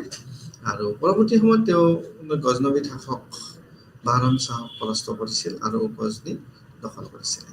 গজনী চহৰখন লুণ্ঠন কৰা হৈছিল আৰু তাত যিবিলাক বস্তু আছিল সেইবিলাক সম্পূৰ্ণৰূপে ধ্বংস কৰি পেলোৱা হৈছিল। আৰু এইবোৰ কাৰণতে কি হৈছিলে, আলাউদ্দিন জাহান চৌৰ উপাধি দিয়া হৈছিলে, উপাধি দিয়া হৈছিল বিশ্ববাণী। আৰু এই চিহ্নিত গজনবীৰ পতন আৰু ইয়াত সকলৰ উত্থান আৰম্ভ হৈছিলে ইয়াৰ পৰাই। আমি এতিয়ালৈকে ঘূৰিসকলে চেলজুকিছৰ পৰা মুক্ত হ'ব বিচাৰিছিল, আৰু তেওঁলোকৰ খোৰাচান আৰু মাৰভৰ যি সমৃদ্ধ অঞ্চল আছিল তাৰ ওপৰত তেওঁলোকে নিয়ন্ত্ৰণৰ বাবে যুঁজ দিব বিচাৰিছিল। আৰু গজনবীসকলৰ দৰে তেওঁলোকৰ মানুহৰ ওপৰত তেওঁলোকৰ যিবিলাক টেক্স, গজনবীসকলে যেনেকে টেক্স লৈ পেলাই জনসাধাৰণক ভাৰাক্ৰান্ত কৰিছিল, ঠিক তেনেকে তেওঁলোকে কি কৰিছিলে, মানুহৰ ওপৰত ভাৰাক্ৰান্ত কৰিছিল শুল্ক দি পেলাই। আৰু তাৰ পৰা তেওঁলোকে কি হৈছিলে, অপ্ৰিয় হৈ পৰিছিল জনসাধাৰণৰ মাজত। কাৰণ টেক্স কৰকাটো যদি অধিকভাৱে প্ৰচলন কৰা হয়, মানুহৰ ওপৰত জাপি দিয়া হয়, তেতিয়াহ'লে স্বাভাৱিকতে তাৰ জনসাধাৰণ বা প্ৰজাসকল অতিষ্ঠ হৈ পৰিব আৰু বিভিন্ন ধৰণৰ বিদ্ৰোহ বা অশান্তিৰ সৃষ্টি কৰিব তেওঁলোকে। এইটো ইয়াত তেওঁলোকৰ কি কৰিছিলে, অঞ্চলত তেওঁলোকৰ কৰ্তৃত্ব আৰু শৃংখলা বজাই ৰাখিবলৈ কঠিন কৰি তোলে। কাৰণ ৰজাৰ প্ৰতি তেওঁলোকে আনুগত্য স্বীকাৰ কৰিবলৈ বা ৰজাৰ সকলো কথা শুনিবলৈ তেওঁলোকে কিছুমান অসুবিধাৰ সন্মুখীন হৈছিলে। কাৰণ তেওঁলোকক বিভিন্ন ধৰণৰ কৰ কাটাল লগাই পেলাই তেওঁলোকক ব্যতিব্যস্ত কৰি তোলা হৈছিলে। ইয়াৰ বাহিৰেও তেওঁলোকে অক্সাছ নদী আৰু নদীৰ আন্তৰ্জাতিক জনজাতিৰ সৈতে বিভিন্ন ধৰণৰ বিবাদত লিপ্ত হৈ থাকিবলগীয়া হৈছিলে। গতিকে লিপ্ত হৈ থাকিব লাগিলে তেওঁলোকৰ বিভিন্ন ধৰণৰ অসুবিধাৰ সন্মুখীন হ'বলগীয়া হয়। দ্বাদশ শতিকাত ভাৰতত তেওঁলোকে প্ৰৱেশ কৰাৰ আঁৰত বহুতকেইটা কাৰণ আছিল আৰু বহুত কাৰণ আছিলে। গিয়াছুদ্দিন মুহাম্মদ যি 1163 চনত ঘোৰৰ শাসক হৈছিল, তেওঁ ঘোৰৰ শাসক হৈছিল, আৰু তেওঁৰ সৰু ভায়েকক কি কৰিছিলে, সৰু ভায়েক আছিল মুইজুদ্দিন মুহাম্মদ, আৰু তেওঁ কি কৰিছিলে, গজনাৰ ৰজা কৰি তোলা হৈছিলে। তেওঁক ৰজা কৰি তুলিছিল, আৰু তেওঁ কি কৰিছিলে, তেওঁলোকক ৰজা কৰি তেওঁ মধ্য আৰু পশ্চিম এছিয়াত মনোনিৱেশ কৰিছিল, যাতে তেওঁলোকে তেওঁলোকৰ সাম্ৰাজ্য বিস্তাৰ কৰিব পাৰে, ধন সম্পদ তেওঁলোকে তাৰ পৰা আহৰণ কৰিব পাৰে। তাৰ কাৰণে তেওঁলোকে যথেষ্ট চেষ্টা চলাইছিল। তাৰপিছত আমি আগতে আমি কিছুমান কথা জানিছিলোঁ আৰু তাৰ পৰা এইটো অনুমান কৰিব পাৰি যে এই সময়ছোৱাত গুজৰাটৰ যিবিলাক চালুক্যসকলে শাসন কৰি আছিল আৰু তেওঁলোকে মাউণ্ট আবুৰ ওচৰত ঘূৰিসকলক তেওঁলোকে পৰাজিত কৰিবলৈ সক্ষম হৈছিলে গুজৰাটৰ চালুক্যসকলে তেওঁলোকক পৰাজিত কৰিবলৈ সক্ষম হৈছিলে আৰু চালুক্যসকলে চৌহানসকলক ঘূৰিসকলৰ বিৰুদ্ধে সহায়ৰ বাবে অনুৰোধ কৰিছিল যিহেতু এটা বিদেশী শক্তি তেওঁলোকৰ শক্তিৰ ইমান সহজতে ল'ব পৰা নাযায় আৰু সেইকাৰণে কি কৰা হৈছিলে চালুক্যসকলে চৌহানসকলৰ পৰা কিছু সহায় বিচাৰিছিল যাতে ঘূৰিসকলক তেওঁলোকে যুদ্ধত সহজে পৰাজিত কৰিব পাৰে কিন্তু তেওঁলোকে কোনো লাভ হোৱা নাছিল তেওঁলোকক চৌহানসকলে বিশেষ একো এই যুদ্ধত সহায় কৰা নাছিল আৰু চালুক্যসকলে নিজাববীয়াকৈ যুদ্ধ কৰিছিল আৰু সেই যুদ্ধত তেওঁলোকে জয় হৈছিল পৃথ্বীৰাজে অস্বীকাৰ কৰিলে যিহেতু তেওঁ চালুকীয়াসকলক ঘূৰিসকলৰ দৰে সমান প্ৰতিনিধি হৈছিল তেওঁ পৃথ্বীৰাজৰ কথাটো এইটোৱে আছিল যে তেওঁ বিদেশীয়ে হওক বা স্থায়ীয়ে হওক চালুকীয়াসকল বা ঘূৰিসকল তেওঁৰ কাৰণে সমানে প্ৰতিদ্বন্দ্বী দিছিল সমানে শত্ৰু ভাবিছিল আৰু সেইকাৰণে তেওঁলোকে চৌহানসকলক সেই কৰা নাছিলে চালুক্যসকলক তেওঁলোকে চৌহানসকলক কি কৰা নাছিলে সহায় কৰা নাছিলে গুজৰাটত অনুভৱ কৰা বিপৰ্যয়ৰ পিছত তেওঁলোকে যে গুজৰাটত যিটো বিপৰ্যয় হ'ল ঘূৰিসকলৰ আৰু তাৰপিছত কি কৰিছিলে তেওঁলোকে ঘূৰিয়ে তেওঁৰ কাৰ্য পৰিকল্পনা কিছু সলনি কৰিছিল কাৰণ তাত বিপৰ্যয়ৰ পিছত তেওঁলোকে নিশ্চিতভাৱে তেওঁলোকে ভাবিবলৈ বাধ্য হৈছিল যে তেওঁলোকে কেনেধৰণে তাত দৃষ্টি থাকিব বা অন্য ফালে তেওঁলোকে অগ্ৰসৰ হ'ব তেওঁ ভাৰতৰ উত্তৰ পশ্চিম সীমাত প্ৰথমে গাজনবীসকলক বস কৰিবৰ কাৰণে এটা চেষ্টা কৰিলে আৰু সেই অঞ্চলটোকে তেওঁ বাছি ল'লে আৰু 1179-80 চনত পেছাৱাৰত তেওঁলোকৰ পৰাস্ত কৰাৰ পিছত পেছাৱাৰত তেওঁলোকক পৰাস্ত কৰিছিল আৰু তেওঁলোকে তাক পৰাস্ত কৰি পেলাই লাহোৰ অভিমুখে যাত্ৰা কৰিছিল আৰু গজনবীত শাসক খুচৰা মালিকক তেওঁলোকে পৰাজিত কৰিছিল আৰু সেই তেওঁক 1181 চনত তেওঁলোকে পৰাজিত কৰিবলৈ সক্ষম হৈছিলে আৰু তাৰপিছৰ সময়ত তেওঁলোকে কি কৰিছিলে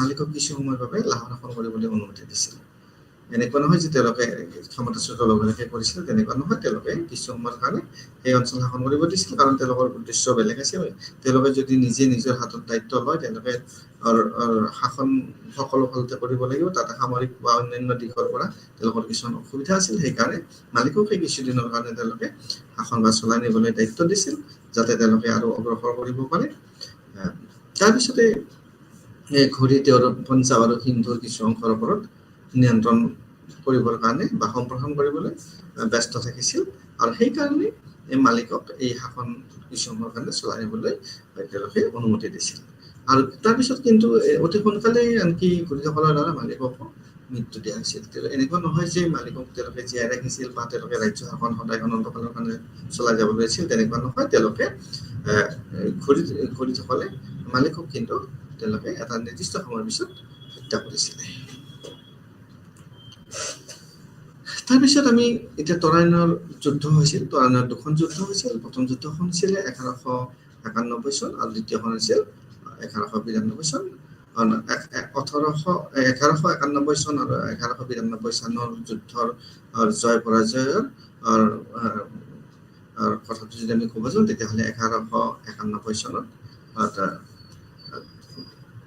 ঘূৰিয়ে তাত কি হৈছিলে পৰাজয় বৰণ কৰিছিল আৰু 1192 চনত তেওঁলোকে জয়লাভ কৰিছিলে আমি এতিয়া চাব যদি যাওঁ উত্তৰ পশ্চিম অঞ্চলত এই বিজয়ৰ পিছত ঘূৰিয়ে ইয়াৰ পঞ্জাৱৰ তাবিন্দাত তেওঁলোকে দুৰ্গ দখল কৰিছিল তাবিন্দাৰ দুৰ্গ তেওঁলোকে দখল কৰিছিলে আৰু তাবিন্দা কৌশলগতভাৱে দিল্লীৰ সুৰক্ষাৰ বাবে গুৰুত্বপূৰ্ণ আছিল আৰু তাবিন্দা পঞ্জাৱৰ যদি আমি চাব যাওঁ টেকনিক্যালি দিল্লীৰ সুৰক্ষাৰ বাবে অতি গুৰুত্বপূৰ্ণ আছিল আৰু সম্ভৱতঃ এই একেটা সেইটো কাৰণতে তেওঁলোকে কোনো সময় নষ্ট নকৰাকৈ পৃথ্বীৰাজ চৌহানৰ পৰিস্থিতিটোৰ বিপৰীত কৰিবলৈ তাবিন্দাত উপস্থিত হৈছিল যাতে তেওঁলোকে পৃথ্বীৰাজ চৌহানক তেওঁলোকে পৰাজিত কৰিব পাৰে তেনেধৰণৰ এটা পৰিকল্পনা হাতত লৈছিল আৰু 1191 চনত দুটা শক্তিৰ মাজত যুদ্ধ সংঘটিত হৈছিল অৰ্থাৎ পৃথ্বীৰাজ চৌহান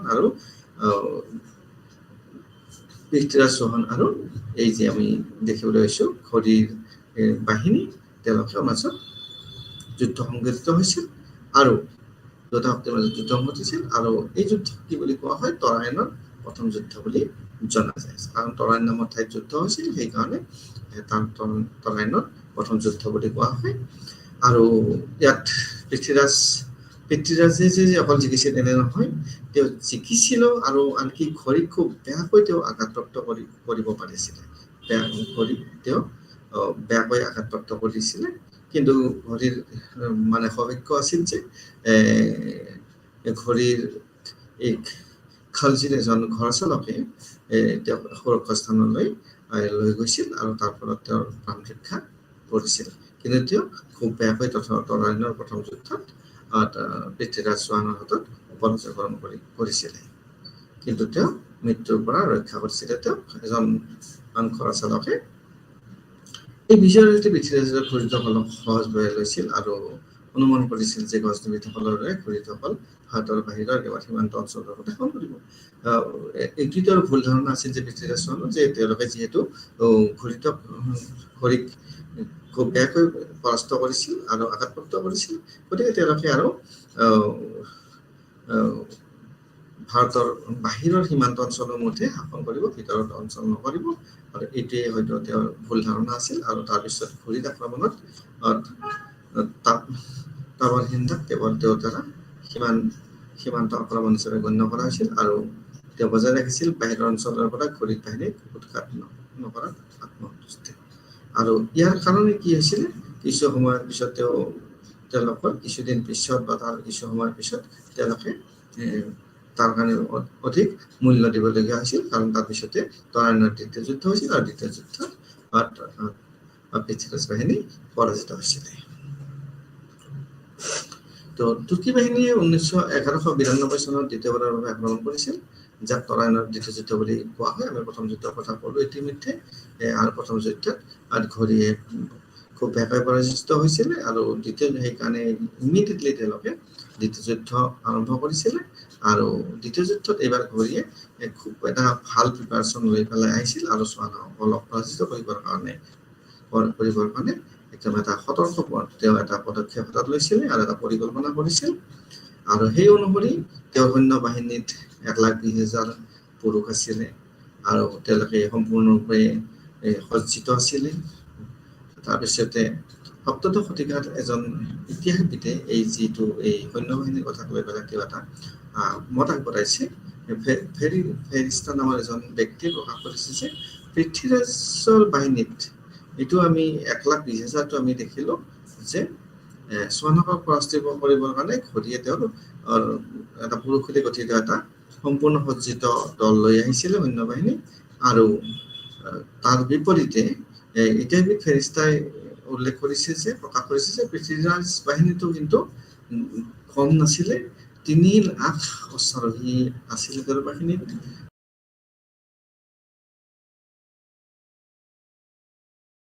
আৰু এই যিবিলাক পৰিসংখ্যা দেখুওৱা হৈছে এইটো এনেধৰণে কোৱা হৈছে যে এইটো অতিৰঞ্জিত কৰা যেন এটা অনুমান হয় আৰু সেইকাৰণে ফেৰিস্তাই এইটো কথা কোৱা নাছিলে যে তেওঁ ৰাইজ অফ হিন্দৰ পৰা সহায় বিচাৰিছিল আৰু ঘোঁৰীৰ বিৰুদ্ধে যোগদান কৰিছিল তো পৃথ্বীৰাজৰ সম্প্ৰসাৰণবাদী প্ৰৱণতাই তেওঁৰ চুবুৰীয়া ৰাজ্যসমূহত বেছিভাগেই বিৰক্ত হোৱাৰ কথা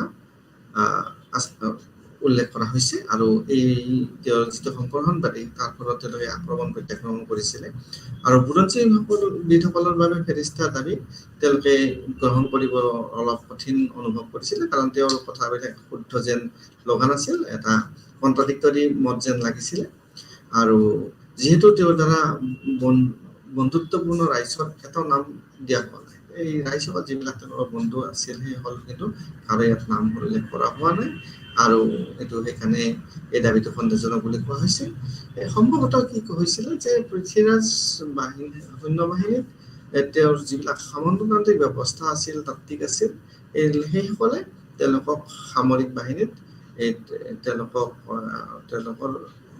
সামৰিক বাহিনীত তেওঁ সৈন্য বা অন্যান্য যোগান ধৰিছিল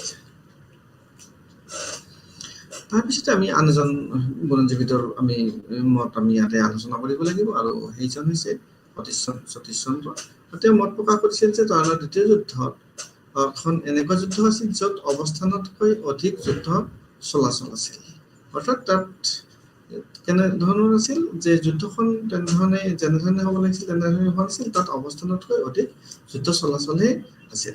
এই যুদ্ধত চৌহান শাসক কিন্তু বেয়াকৈ পৰাজিত হৈছিল, আৰু তেওঁ তুৰ্কী বাহিনীৰ দ্বাৰা যিখন বৰ্তমানৰ হাৰিয়ানা আৰু হিছাৰ জিলাত চাহচুটি বা চিৰচাৰ ওচৰত ধৰা পৰিছিল, তুৰ্কী বাহিনীৰ হাতত ধৰা পৰিছিল। আৰু মিনহাজ চিৰাজ যে একে কথাকে উল্লেখ কৰিছে যে তেওঁৰ পৰাজয়ৰ পিছত তেওঁক বন্দী কৰা হৈছিল আৰু মৃত্যুদণ্ড দিয়া হৈছিল। তেওঁৰ মতে মিনহাজ চিৰাজৰ মতে তেওঁ চৌহানৰ পৰাজয়ৰ পিছত তুৰ্কী বাহিনীৰ হাতত দ্বিতীয় তৰাণৰ যুদ্ধত তেওঁক মৃত্যুদণ্ড দিয়া হৈছিল। কিন্তু এটা আধুনিক উপলব্ধ সাংখ্যিক প্ৰমাণৰ আধাৰত হাছান নিজামী নামৰ এজন পণ্ডিতে আৰু এটা অন্য কথা কৈছে যে চিৰাজৰ এই দাবী খণ্ডন কৰিছিল তেওঁ, আৰু তেওঁ মত প্ৰকাশ কৰিছিল যে পৃথ্বীৰাজক তেওঁলোকে পৰাজয়ৰ পিছতে তেওঁলোকে হত্যা কৰা নাছিল আৰু আজমেৰ শাসন কৰিবলৈ তেওঁক অনুমতি দিছিল। তো পৃথ্বীৰাজৰ যিটো মুদ্ৰাৰ বা নিউমিছমেটিক যিটো এটা চ'ৰ্চ আছে, সেইটোৰ পৰা আমি এটা কথা জানিব পাৰিছোঁ যে তাতে শ্ৰী মুহাম্মদ চাম বুলি তাত লিখা আছিল, আৰু তাত উল্লেখ হ'লে নিজামীয়ে এটা টকা দিছিলে, আৰু তেওঁ সন্মতি জনাই পৃথ্বীৰাজক তেওঁৰ বিদ্ৰোহৰ পিছতে মৃত্যুদণ্ড দিয়া হৈছিল বুলি ইয়াত কোৱা হৈছে। গতিকে বিভিন্ন বুৰঞ্জীবিদৰ মাজত বিভিন্ন ধৰণৰ মত প্ৰকাশ কৰিছে, কিন্তু এইটো সত্য যে তৰাণৰ দ্বিতীয় যুদ্ধত তেওঁৰ পৰাজয় হৈছিল আৰু পৰাজয়ৰ পিছত তেওঁৰ মৃত্যুদণ্ড দিয়া হৈছিল। তাৰপিছত আমি অন্য এটা বিষয়লৈ আগবাঢ়িছোঁ। তো উজনি গংগা উপত্যকা দেখি আগমন, তেওঁলোকে গংগা উপত্যকাৰ ফালে এইখিনি কৰাৰ পিছত তেওঁলোকে অগ্ৰসৰ হৈছিল এটা নেক্সট এক অঞ্চললৈ, যাতে তেওঁলোকে সম্প্ৰসাৰণ আৰু তাত শাসন চলাব পাৰে। আৰু যুদ্ধৰ পিছত মইজুদ্দিনে এক সতৰ্ক নীতি গ্ৰহণ কৰিছিল, আৰু বহু ঠাইত তেওঁলোকৰ যিবিলাক থলুৱা নিয়ম সেইবিলাক তেওঁ অব্যাহত ৰাখিছিলে। তেওঁ গোবিন্দৰাজৰ পুত্ৰক দিল্লীত শাসন হিচাপে ৰাখিছিল। তাৰপিছতে তেওঁ যদিও ফেৰিস্তাক বিশ্বাস কৰা হয় যে গোবিন্দৰাজে দিল্লীৰ তমাৰ প্ৰধান আছিল আৰু তৰাণৰ দ্বিতীয় যুদ্ধত আমি পৰৱৰ্তী বিষয়লৈ আগবাঢ়ো। এই যুদ্ধত তেওঁৰ মৃত্যু হৈছিল, আৰু এই যুদ্ধতে গোবিন্দৰাজৰ মৃত্যু হোৱা বুলি কোৱা হৈছে। আৰু তাৰপিছত আমি দেখিছোঁ যে পৃথ্বীৰাজক আজমেৰৰ ফাচল মাল হিচাপে পুনৰ সংস্থাপন কৰা হৈছিল বুলি কোৱা হৈছে। আনহাতে গুৰুত্বপূৰ্ণ স্থানবোৰ তুৰ্কী নিয়ন্ত্ৰণত ৰখা হৈছিল। তুৰ্কীসকলে তেওঁলোকৰ গুৰুত্বপূৰ্ণ স্থানবোৰক নিজৰ নিয়ন্ত্ৰণলৈ নিবলৈ সক্ষম হৈছিল, গুৰুত্বপূৰ্ণ যিবিলাক অঞ্চল আছিল। আৰু মইজুদ্দিনে শিৱালিক অঞ্চলৰ যিটো আজমেৰ, হিছাৰ আৰু চিৰচাৰ মাজত যিবিলাক সমগ্ৰ অঞ্চল আছিল সেইবিলাক তেওঁলোকে একত্ৰিত কৰিছিল, সংযুক্ত কৰিছিলে। তাৰপিছত আমি দেখিবলৈ পাইছোঁ যে কুতুবুদ্দিন আইবাক, যি হিছাৰ আৰু চিৰচাক তেওঁৰ এজন নিষ্ঠাবান দাসৰ দায়িত্বত ৰাখিছিল। কুতুবুদ্দিন আইবাক এই হিছাৰ আৰু চিৰচাৰ এজন নিষ্ঠাবান দাসৰ দায়িত্বত ৰাখিছিল। আৰু অপৰৰ গংগা উপত্যকাৰ ফালে যোৱাৰ পৰিকল্পনা যিহেতু তেওঁলোকৰ আছিল, তুৰ্কীসকলে দিল্লীৰ কৌশলগত অৱস্থানৰ গুৰুত্ব উপলব্ধি কৰিছিল, আৰু তেওঁলোকে কি কৰিছিলে, ইয়াক তুৰ্কীৰ হাতত ৰাখিব তেওঁলোকে বিচাৰিছিল। তো ইয়াৰ পৰা আমি আজমেৰ আৰু দিল্লীত যি পৃথ্বীৰাজ পুত্ৰৰ দ্বাৰা বিদ্ৰোহ হৈছিল, আৰু তেওঁলোকে কি কৰিছিলে, বিদ্ৰোহ দমন কৰিছিলে। তাৰপিছত আমি চাব যাওঁ যদি দিল্লীত পোনপটীয়া তুৰ্কী নিয়ন্ত্ৰণত আছিলে, আৰু 1193 চনত যি তমাৰ ফাচাল আঁতৰ কৰা হৈছিল, আৰু তেতিয়া তেওঁ দেহদ্ৰসৰ সৈতে জড়িত হৈছিলে। যিহেতু দেহদ্ৰসৰ সৈতে জড়িত আছিল তাৰ কাৰণে তেওঁক আঁতৰ কৰা হৈছিল, আৰু আজমেৰকো ৰখা হৈছিল এজন তুৰ্কী ৰাজ্যপালৰ অধীনত। তুৰ্কী এজন ৰাজ্যপালৰ অধীনত আজমেৰ শাসন কৰিবলৈ দিয়া হৈছিল, আৰু গোবিন্দ নামৰ যি পৃথ্বীৰাজৰ পুত্ৰ আছিল তেওঁক ৰণথম্বৰলৈ স্থানান্তৰণ কৰিবলৈ তেওঁলোকে বাধ্য কৰাইছিল, কাৰণ তেওঁলোকে তুৰ্কীসকলৰ বিৰুদ্ধে বিদ্ৰোহ কৰিছিলে বা বিভিন্ন ধৰণৰ ষড়যন্ত্ৰ কৰিছিলে। দিল্লী আৰু আজমেৰক তুৰ্কী নিয়ন্ত্ৰণত ৰখাৰ পিছত যেতিয়া ৰাখিছিলে, আজমেৰক নিয়ন্ত্ৰণত ৰাখিছিলে তুৰ্কীসকলে, তাৰপিছত ঘুৰিদসকলে ভাৰতৰ আটাইতকৈ শক্তিশালী ৰাজ্য আক্ৰমণ কৰাৰ পৰিকল্পনা কৰিছিল, যি আটাইতকৈ শক্তিশালী আছিল, আৰু সেইটোৱে আছিল কনৌজৰ গড়ৱালা নামৰ অঞ্চলটো খুব শক্তিশালী আছিলে। তেওঁলোকে সেইটো আক্ৰমণ কৰিবৰ কাৰণে বিচাৰিছিল। আৰু 1194 চনত ভাৰতলৈ উভতি অহাৰ লগে লগে মইজুদ্দিনে দিল্লীৰ চুবুৰীয়া যিবিলাক অঞ্চল আছিল, সেইবিলাক তেওঁলোকে দখল কৰিছিল, আৰু সেইবোৰ যেনে মিৰাট, বাৰণ বা বুলন চহৰ আৰু কয়ল বা আলিগড়, এই গোটেই অঞ্চল তেওঁ 1194 চনত যেতিয়া ভাৰতলৈ উভতি হৈছিল, মইজুদ্দিনে তেতিয়া এইবিলাক অঞ্চল তেওঁৰ অধীনলৈ নিছিল। ইয়াৰ যিটো অপৰাধ অঞ্চল আছিল, আৰু যিটো দৰৰ ৰাজপুতৰ দ্বাৰা শাসন কৰা হৈছিল, আৰু যেতিয়া দ্বিতীয় যুদ্ধ হৈছিল কিছু সময় পিছত, আৰু অঞ্চলটো তেওঁলোকে আক্ৰমণ কৰিছিল আৰু তেওঁলোকৰ নিজৰ অধীনলৈ নিবলৈ সক্ষম হৈছিল। তেওঁৰ দৰে শাসকসকলে যি খুব আনন্দিত হৈছিল বা চৌহান আৰু আনসকলক প্ৰয়োজনৰ প্ৰতি তেওঁলোকে নিৰপেক্ষ হৈ থাকিলে, আৰু তেওঁলোকে এনেকে তুৰ্কীসকলক বাধা নিদিয়া বা আক্ৰমণ নকৰিবলৈ তেওঁলোকে কোনো ধৰণৰ যত্ন কৰা নাছিলে। তাৰপিছত এনে যিবিলাক অনৈক্য বিভিন্ন ৰাজপুত ৰাজ্য ভাৰতৰ যথেষ্ট এই অনৈক্যৰ কাৰণে বহুত তেওঁলোকে ভৰিবলগীয়া হৈছিলে, বহুত লোকচানৰ সন্মুখীন হ'বলগীয়া হৈছিল, আৰু মইজুদ্দিনে বেছিভাগ ৰাজ্য জয় কৰিছিল, আৰু এই যি ৰাজ্য জয় কৰিছিল তাত বেছি পৰিশ্ৰম কৰিবলগীয়া হোৱা নাছিল। কাৰণটোৱে আছিল যে একতাৰ অভাৱ, ইজনে সিজনক সহায় নকৰিছিলে, আৰু তাৰ ফলত এই তুৰ্কীসকলক কোনো বাধা দিব নোৱাৰাকৈ তেওঁলোকে নিজৰ অধীনলৈকে বিভিন্ন অঞ্চলবিলাক নিবলৈ সক্ষম হৈছিল। তাৰপিছত যদি আমি চাবলৈ যাওঁ, গাধাসকলকো তেওঁলোকে আক্ৰমণ কৰিছিল, আৰু এইটো এটা খুব তেওঁলোকৰ ইম্পৰ্টেণ্ট অঞ্চল আছিল, আৰু সেই অঞ্চলটো তেওঁলোকে অধীনলৈ নিবলৈ বিভিন্ন ধৰণে যুদ্ধত লিপ্ত হৈছিলে। তাৰপিছত আমি দেখিবলৈ যদি পাওঁ, 1194 চনত মুজী বাহিনী পদযাত্ৰা কৰিছিল, আৰু কনৌজ আৰু বেনাৰসৰ ফালে তেওঁলোকে আগবাঢ়ি গৈছিল, আৰু তেওঁলোকে চান্দাৱাৰ ইটাৱা জিলাত এখন যুদ্ধত লিপ্ত হৈছিল। তাৰপিছত আমি যদি চাবলৈ যাওঁ, তাৰ সমসাময়িক সাহিত্য কৰ্মৰ কিছুমান অতিৰঞ্জিত চিত্ৰসমূহ যদি আমি চাওঁ, জয়চন্দ্ৰৰ সেনাই দেখুৱাইছে ইয়াত 80,000 অস্ত্ৰ শস্ত্ৰ, 30,000 অশ্বাৰোহী, 3 লাখ পদাতিক, 2 লাখ ধনুৰ্ধৰ আছে বুলি। তথাপিও গাধাসকলক বেয়াকৈ পৰাজিত হৈছিল। বেয়াকৈ পৰাজিত হোৱাৰ বিভিন্ন কাৰণ আছে। তেওঁলোকৰ সৈন্যবাহিনী থাকিলে বা অস্ত্ৰ থাকিলে নহ'ব, তাৰ কৌশল বা তাৰ ব্যৱহাৰ বা তাৰ যিটো টেকনলজি বা একতা, সেইটো থাকিলেহে তেওঁলোকে সফল হ'ব পাৰিব। কিন্তু ইমান থকাৰ পিছতো তেওঁলোকৰ কিন্তু বেয়াকৈ পৰাজিত হৈছিল।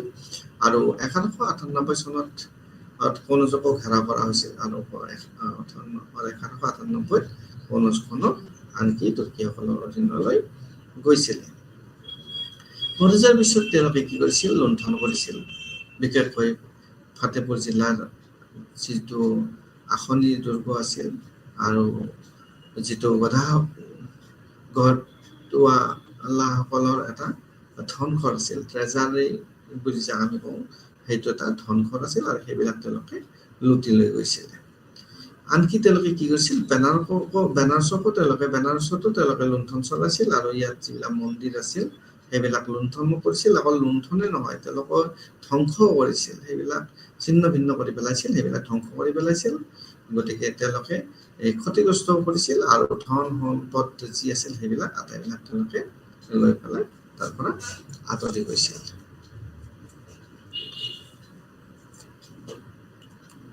এতিয়া আমি চাব যাওঁ, যদি তৰাইনৰ দ্বিতীয় যুদ্ধত চৌহান আৰু গাধাসকলৰ পৰাজয় আৰু চন্দৱাৰৰ যুদ্ধত ক্ৰমান্বয়ে তুৰ্কীসকলৰ বাবে আটাইতকৈ ডাঙৰ বিজয় আছিল। আৰু এইবোৰ তেওঁলোকৰ বাবে আটাইতকৈ শক্তিশালী শত্ৰু আছিল। এইবিলাক যিবিলাক শত্ৰু আছিল সেইবিলাক শক্তিশালী চৌহানসকল হওক বা গদাসকল খুব আৰু আন এটা শক্তি আছিল চন্দ্ৰভাসকল, তেওঁলোক খুব শক্তিশালী আছিল। কিন্তু চতুৰ তুৰ্কীসকলে ক্ৰমান্বয়ে এজন এজনকৈ তেওঁলোকে পৰাজিত কৰি সকলোবিলাক অঞ্চল তেওঁলোকৰ অধীনলৈকে লৈ গৈছিল। কাৰণ স্থানীয় শাসকসকলৰ মাজত তেওঁলোকৰ একতা নাছিল, তেওঁলোকৰ বুজাপৰা নাছিল, আৰু তাৰ ফলত তেওঁলোকে তাৰ দুৰ্বলতাৰ সুযোগ লৈ পেলাই প্ৰত্যেকটো অঞ্চল তেওঁলোকৰ, আৰু যদিও তেওঁলোকে নিজৰ নিজৰ জেগাত শক্তিশালী আছিল তথাপিতো তেওঁলোকক উৎখাত কৰিবলৈ সক্ষম হৈছিল একতাৰ অভাৱৰ বাবে। আৰু তেওঁলোকক এই যে পৰাজয় কৰিব লৈছিল তাৰ পৰা তেওঁলোক অতি আটাইতকৈ শক্তিশালী শত্ৰু আছিল আৰু তেওঁলোকক পৰাজয় কৰিবলৈ সক্ষম হৈছিল। তুৰ্কীসকলে এই বিজয়ৰ যোগেদি তেওঁলোকে গংগা উপত্যকাত শাসন কৰিছিল আৰু তেওঁলোকৰ ভেটি স্থাপন কৰিছিল তাত। আনকি এই দুখন যুদ্ধৰ পাছতো যিখন যুদ্ধ তৰাইৰ প্ৰথম আৰু দ্বিতীয় যুদ্ধৰ পাছতো গংগা উপত্যকাত তুৰ্কী আক্ৰমণৰ প্ৰতিৰোধ হৈছিল। আৰু এই যে সৰু সৰু বিদ্ৰোহবিলাক আছিল আৰু সেইবিলাক সৰু সৰু বিদ্ৰোহবিলাকক তেওঁলোকে সহজতে দমন কৰিবলৈ সক্ষম হৈছিল। তেওঁলোকৰ উজনি গংগা উপত্যকাত দুৰ্গ একত্ৰিত আৰু সুৰক্ষিত কৰিবলৈ তুৰ্কীসকলক ইয়াৰ পশ্চিম আৰু দক্ষিণ অঞ্চল তেওঁলোকে আক্ৰমণ কৰিছিল। কাৰণ তেওঁলোকে উজনি গংগা উপত্যকাৰ দুৰ্গ আৰু সেইবিলাক সুৰক্ষিত কৰিবৰ কাৰণে তেওঁলোকে ইয়াৰ পশ্চিম আৰু দক্ষিণ অঞ্চলতো তেওঁলোকে আক্ৰমণ কৰিছিল। তেওঁলোকে দিল্লী আৰু মালৱাৰ মাজত যি দুৰ্গ আছিল সেইবিলাকো কৌশলগতভাৱে তেওঁলোকে জয় কৰিবলৈ যথেষ্ট চেষ্টা কৰিছিল। আৰু তাৰ ফলস্বৰূপে 1195-96 চনত তেওঁলোকে বায়ানাক ঘেৰাও কৰিছিল আৰু তাৰ যিটো শক্তিশালী এই গোৱালিয়ৰ দুৰ্গটো তেওঁলোকে খুব কম দিনৰ ভিতৰতে কি কৰিব পাৰিছিলে, ঘেৰাও কৰিবলৈ তেওঁলোকে সক্ষম হৈছিলে। ঠিক এনেধৰণে তেওঁলোকে বুন্দেলখণ্ড, খাজুৰাহো বা মাহোবা আৰু কালিঞ্জাৰ তেওঁলোকে আৰু ইয়াৰ চান্দেলা শাসকসকলক তেওঁলোকে পৰাজয় কৰিবলৈ সক্ষম হৈছিলে। তুৰ্কী বাহিনী পূব আৰু পশ্চিমৰ ফালে সম্প্ৰসাৰণ হ'বলৈ আৰম্ভ কৰিছিল আৰু তেওঁলোকে মুইজুদ্দিন বাহিনীয়ে আখিল বাৰাকো তেওঁলোকে ঘেৰাও কৰিছিল আৰু গুজৰাটৰ যিটো ৰায়ত তেওঁলোকে প্ৰতিৰোধ স্বৰূপে তেওঁলোকে ৰাজপুত বিদ্ৰোহত সহায় কৰিছিল। পূবৰ ফালে আনকি বিহাৰ আৰু বংগকো মুহাম্মদ বিন বখতিয়াৰ খালজীয়ে জয় কৰিছিল। আনকি ইফালেও তেওঁলোকে শাসন কৰিবলৈ বা যুদ্ধ বিগ্ৰহত জয় হ'বলৈ সক্ষম হৈছিল।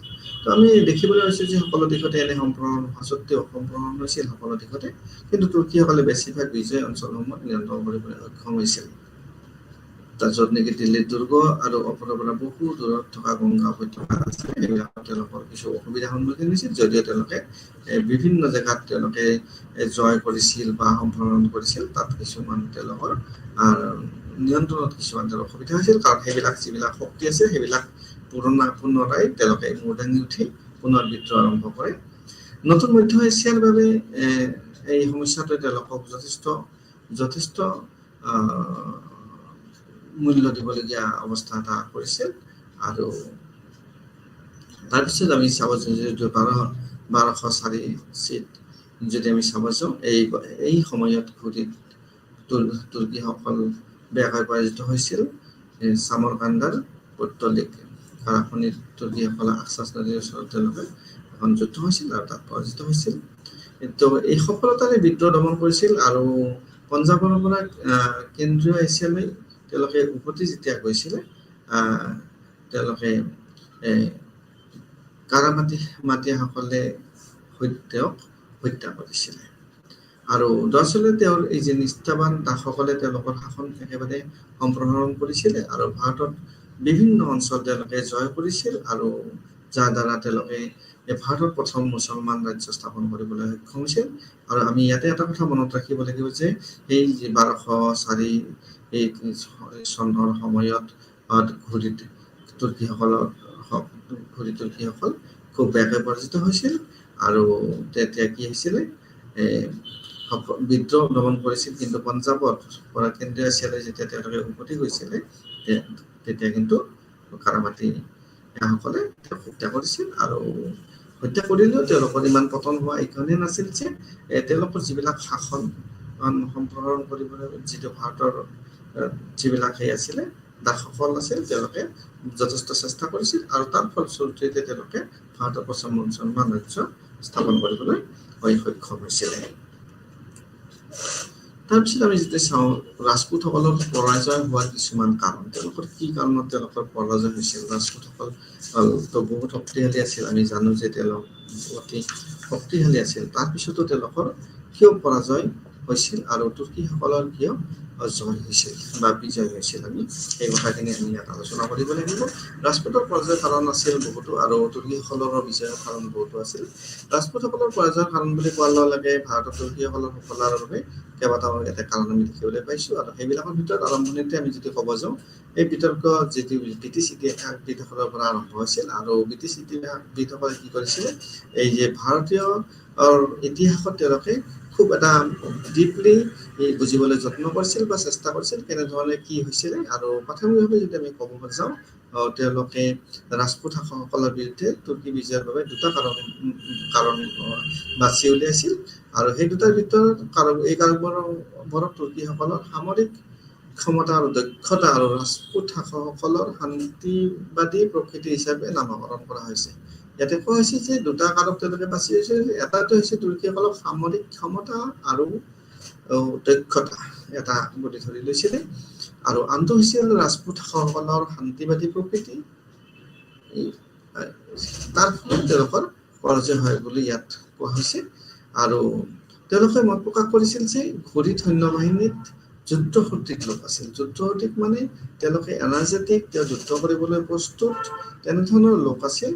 আৰু সিন্ধু আৰু আশ্বাস নদীৰ মাজত যিটো পাহাৰীয়া অঞ্চলত আছিল, তেওঁলোকে এই মধ্য এছিয়াৰ জনজাতি আছিল আৰু এই অঞ্চলতে তেওঁলোকে বাস কৰিছিল, আৰু তেওঁলোকৰ এটা যুদ্ধ দেহী মনোভাৱ আছিল। আৰু তাৰ ফলত তেওঁলোকে তুৰ্কীসকলৰ ঘূৰিসকলে সফলতা লাভ কৰিছিল।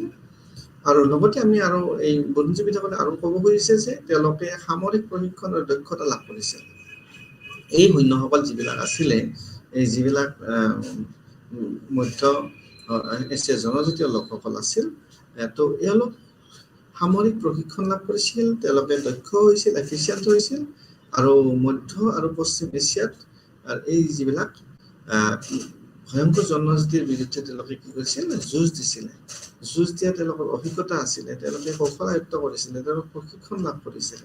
আৰু তাৰ ফলত তুৰ্ক আৰু ভাৰতীয়সকলৰ মাজত তুলনাত যদি আমি এটা চাওঁ যে তেতিয়া আমি এই শান্তিবাদী প্ৰকৃতি হোৱাৰ বাবে তেওঁলোকে যদিও প্ৰশিক্ষণ আছিল, প্ৰশিক্ষণৰো অভাৱ আছিল এইসকলৰ ভাৰতীয়সকলৰ, আৰু তাৰ ফলত ৰাজপুতসকলৰ পৰাজয় হোৱা বুলি তাত অনুমান কৰা হৈছিলে। তাৰপিছত যদি আমি আৰু আগবাঢ়ো, তো যদুনাথ চৰকাৰে আকৌ এটা বেলেগ ধৰণে মত আগবঢ়াইছে। যদুনাথ চৰকাৰ আৰু মহম্মদ হাবিবে আৰু বেলেগ ধৰণে মত আগবঢ়াইছে।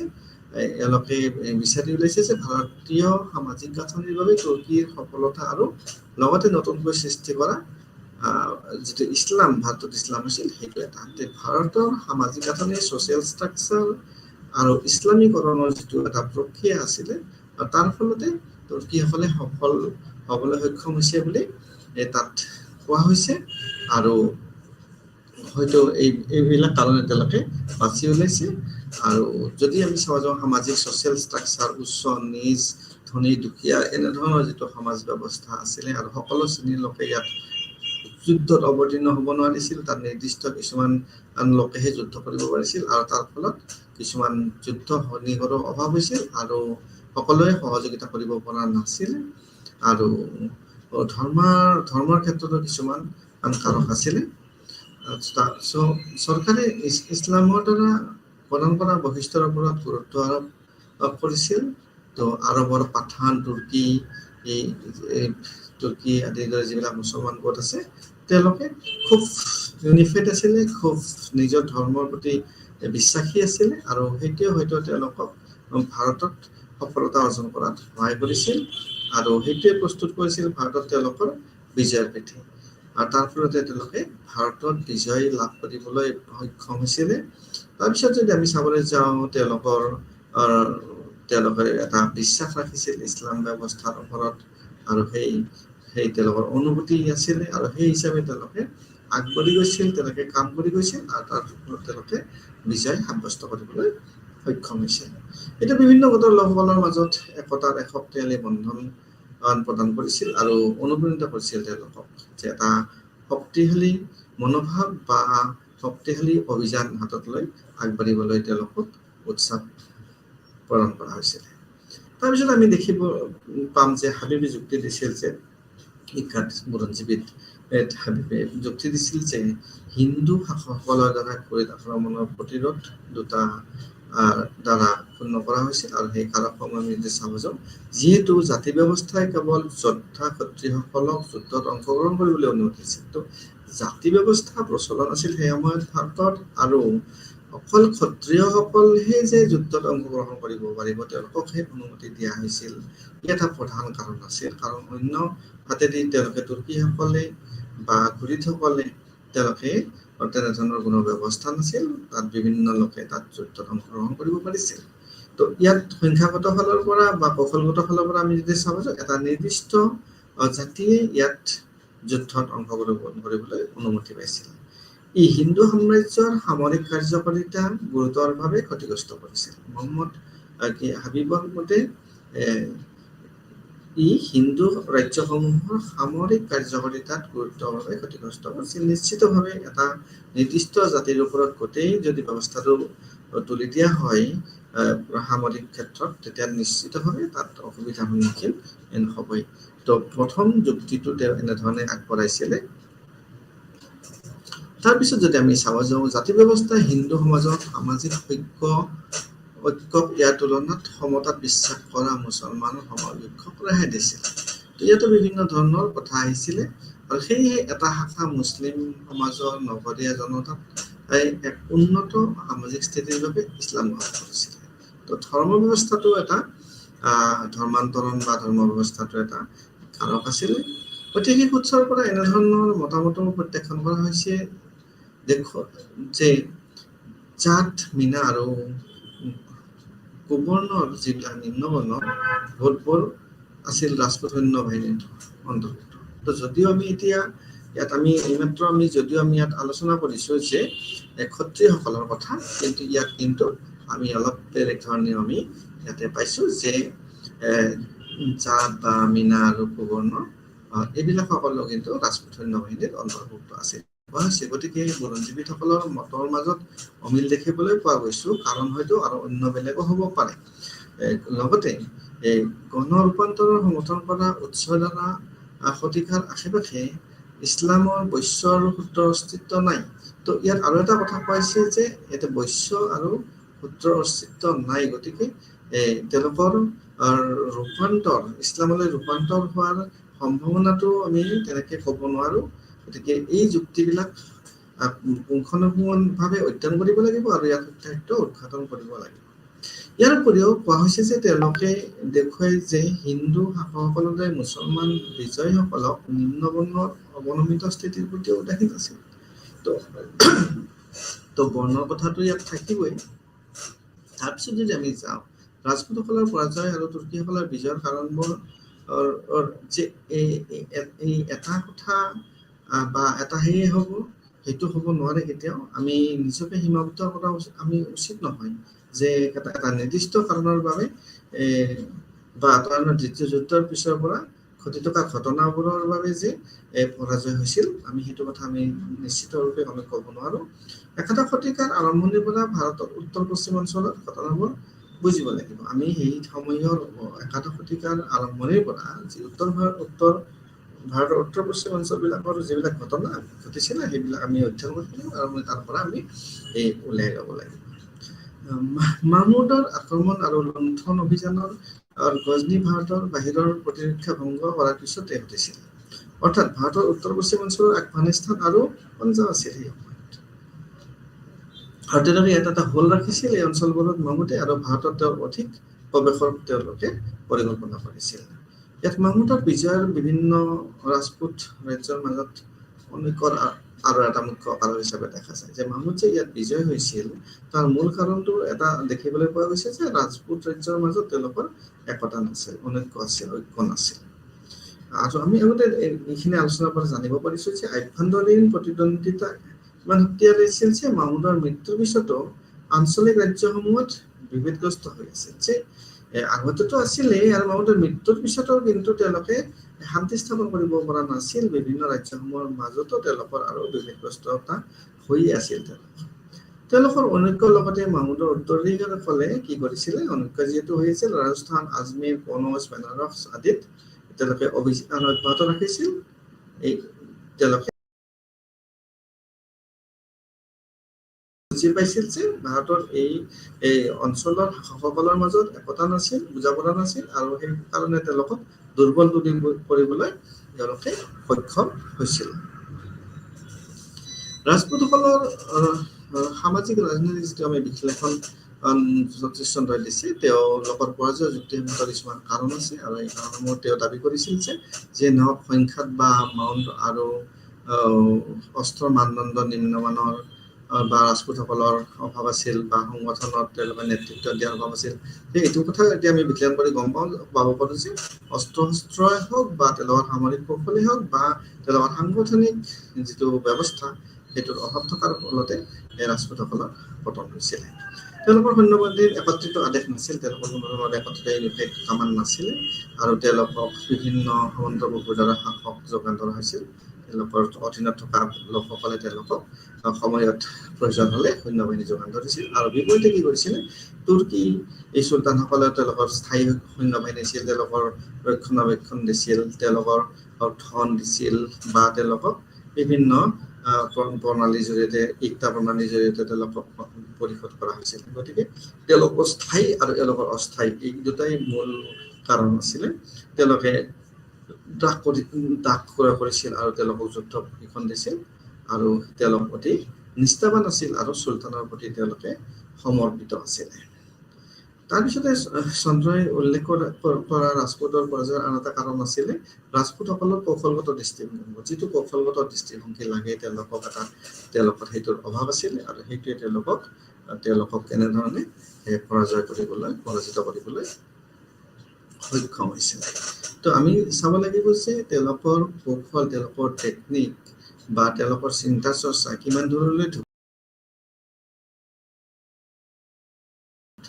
তো আৰু ইয়াত এটা কথা আছিলে যে হিন্দুসকলে বিশ্বাস কৰিছিল যে তেওঁলোকৰ বাহিৰে আন কোনো দেশ নাই, যে এখনে দেশ আছে, ইয়াত আৰু কোনো বেলেগ দেশ নাই, তেওঁলোকৰ বাহিৰে কোনো ৰাষ্ট্ৰ নাই, বা তেওঁলোকৰ কোনো শত্ৰু নাই, বা তেওঁলোকৰ কোনো আনকি চাইন্সৰ কথাও নাই, আৰু তেওঁলোক অতি অহংকাৰী, মূৰ্খতাপূৰ্ণ বুলি কোৱা হৈছে, আৰু স্থলিত বুলি কোৱা হৈছে। তেওঁলোকক বিভিন্ন সমালোচকে তেনেধৰণে কৈছে, আৰু আলবেৰিনিও ঠিক তেনেধৰণে তেওঁৰ লিখনিত উল্লেখ কৰিছে।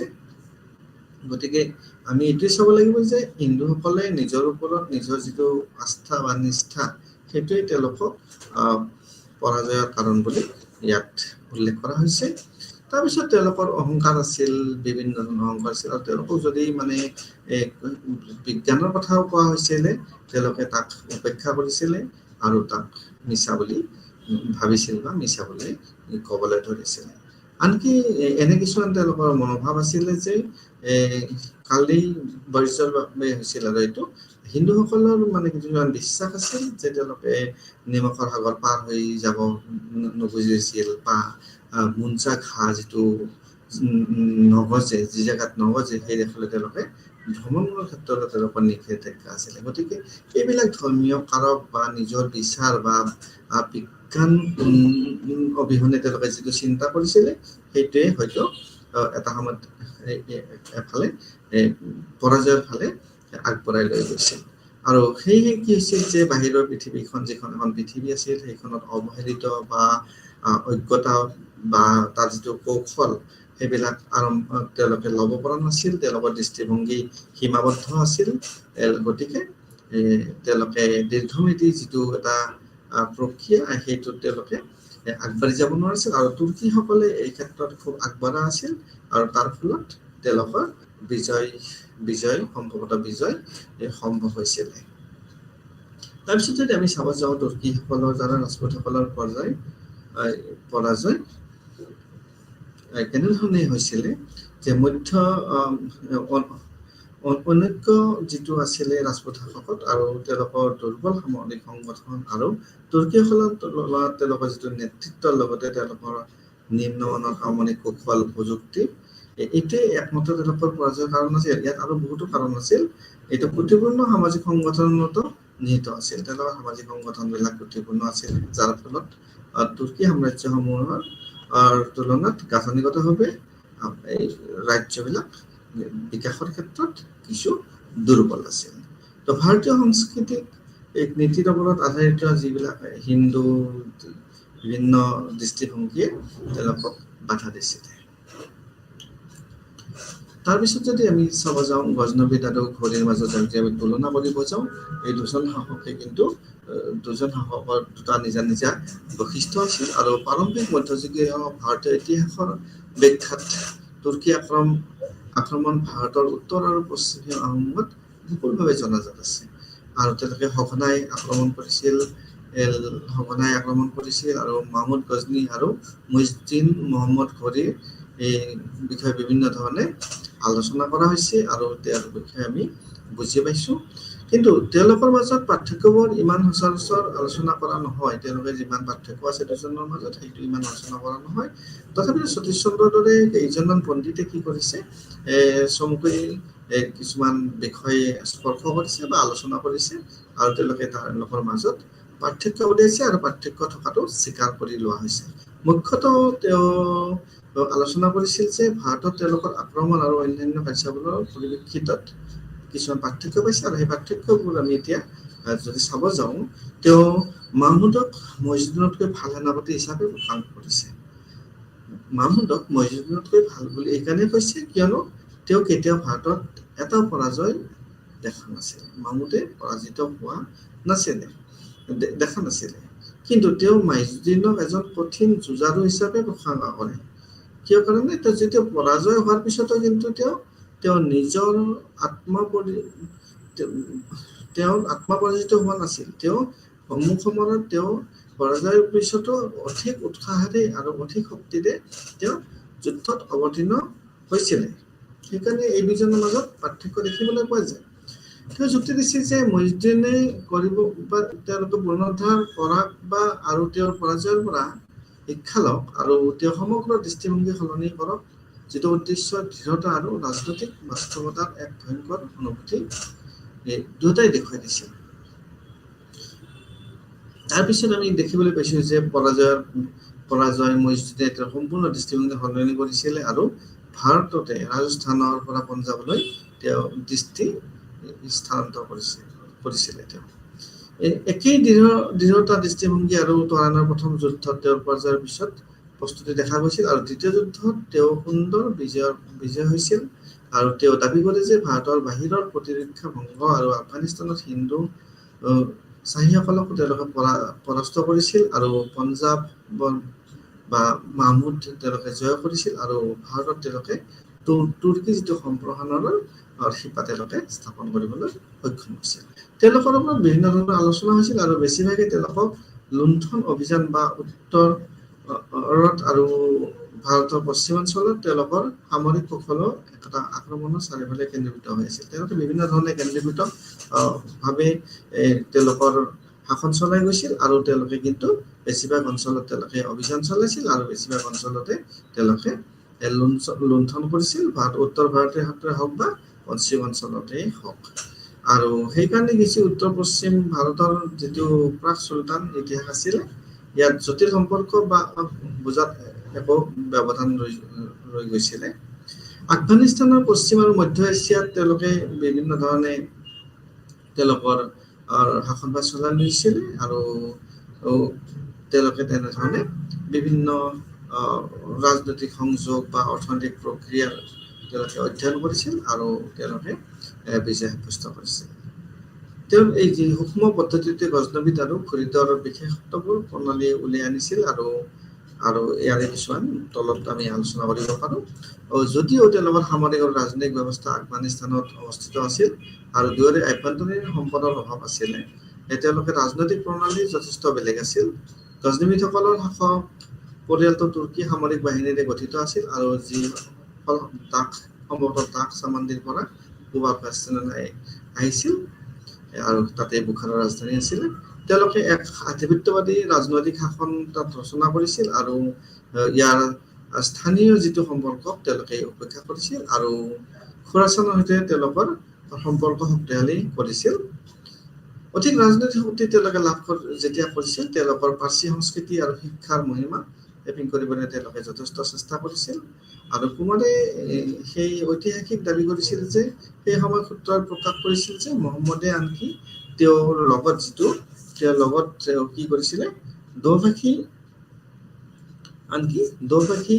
লগত লৈ তেওঁ ফুৰিছিল। তেওঁলোকে যেতিয়া প্ৰচাৰ কৰিছিল সেই সময়ত দোভাষী লগত লৈ পেলাই ফুৰিছিল। গতিকে তেওঁলোকৰ চিন্তা চৰ্চা দৃষ্টিভংগী বা সেইবিলাক সম্পূৰ্ণৰূপে বেলেগ ধৰণৰ আছিল। ইয়াৰ বিপৰীতে ফানচা বাণীত বা ঘড়ীতবোৰে অধিক নম্ৰ আৰু মূল আৰু বিভিন্ন তেওঁলোকৰ ধৰণৰ আছিলে। আৰু আমি আগতে উল্লেখ কৰিছোঁ যে তেওঁলোকে ঘোৰৰ পৰা অহা পশুৱাল প্ৰধান আছিল আৰু তেওঁলোকে খুব দুখীয়া আছিল আৰু তেওঁলোকৰ সেই অঞ্চলবিলাক খুব কমকৈ বিকশিত আছিল। আৰু এইটোৱেই মানে গজনি আৰু হেৰাতৰ মাজত এটা অঞ্চল আছিল যিটো গজনিবিদসকলৰ দ্বাৰা তেওঁলোকে ইছলামিক কৰিছিলে। দ্বিতীয়তে আমি চাব যাওঁ তেওঁলোকৰ শাসন প্ৰকাৰৰ মাজত প্ৰায় একে স্তৰৰ পাৰ্থক্য দেখা গৈছিলে, যিটো এডমিনিষ্ট্ৰেটিভ ব্যৱস্থা আছিল। আৰু আনহাতে গজনিবিদসকলে কেন্দ্ৰীভূত শাসনৰ ৰূপ বজাই ৰাখিবলৈ তেওঁলোকে যথেষ্ট চেষ্টা কৰিছিল, যিটো চেন্ট্ৰেলাইজ।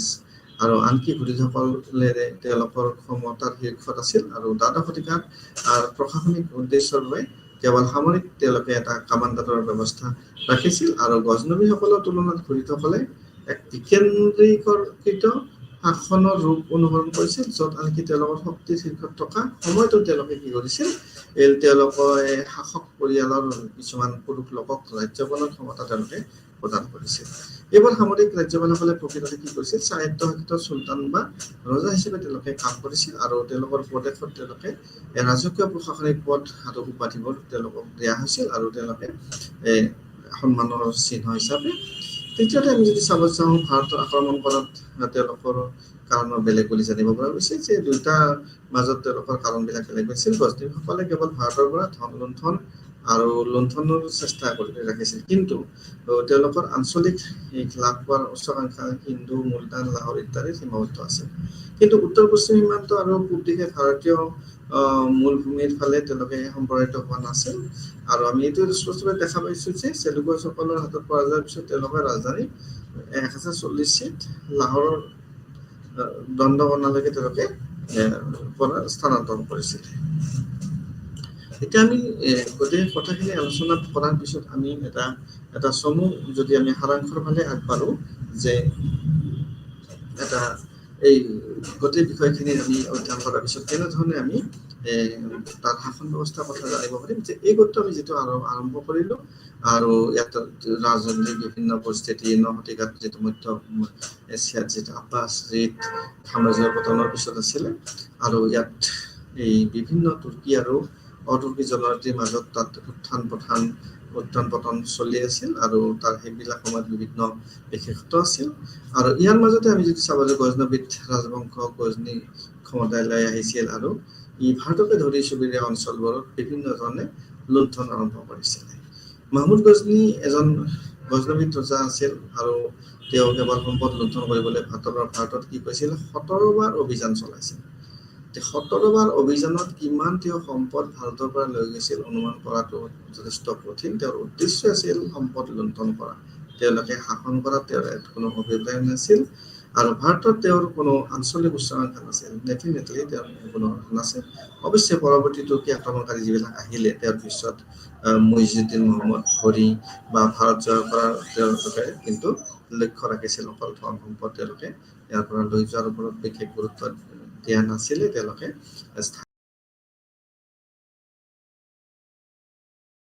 1892 চনত পৃথ্বীৰাজ চৌহানক তেওঁলোকে পৰাস্ত কৰিছিল আৰু পৰাস্ত কৰি তেওঁলোকে দিল্লীত প্ৰৱেশ লাভ কৰিবলৈ সক্ষম হৈছিল।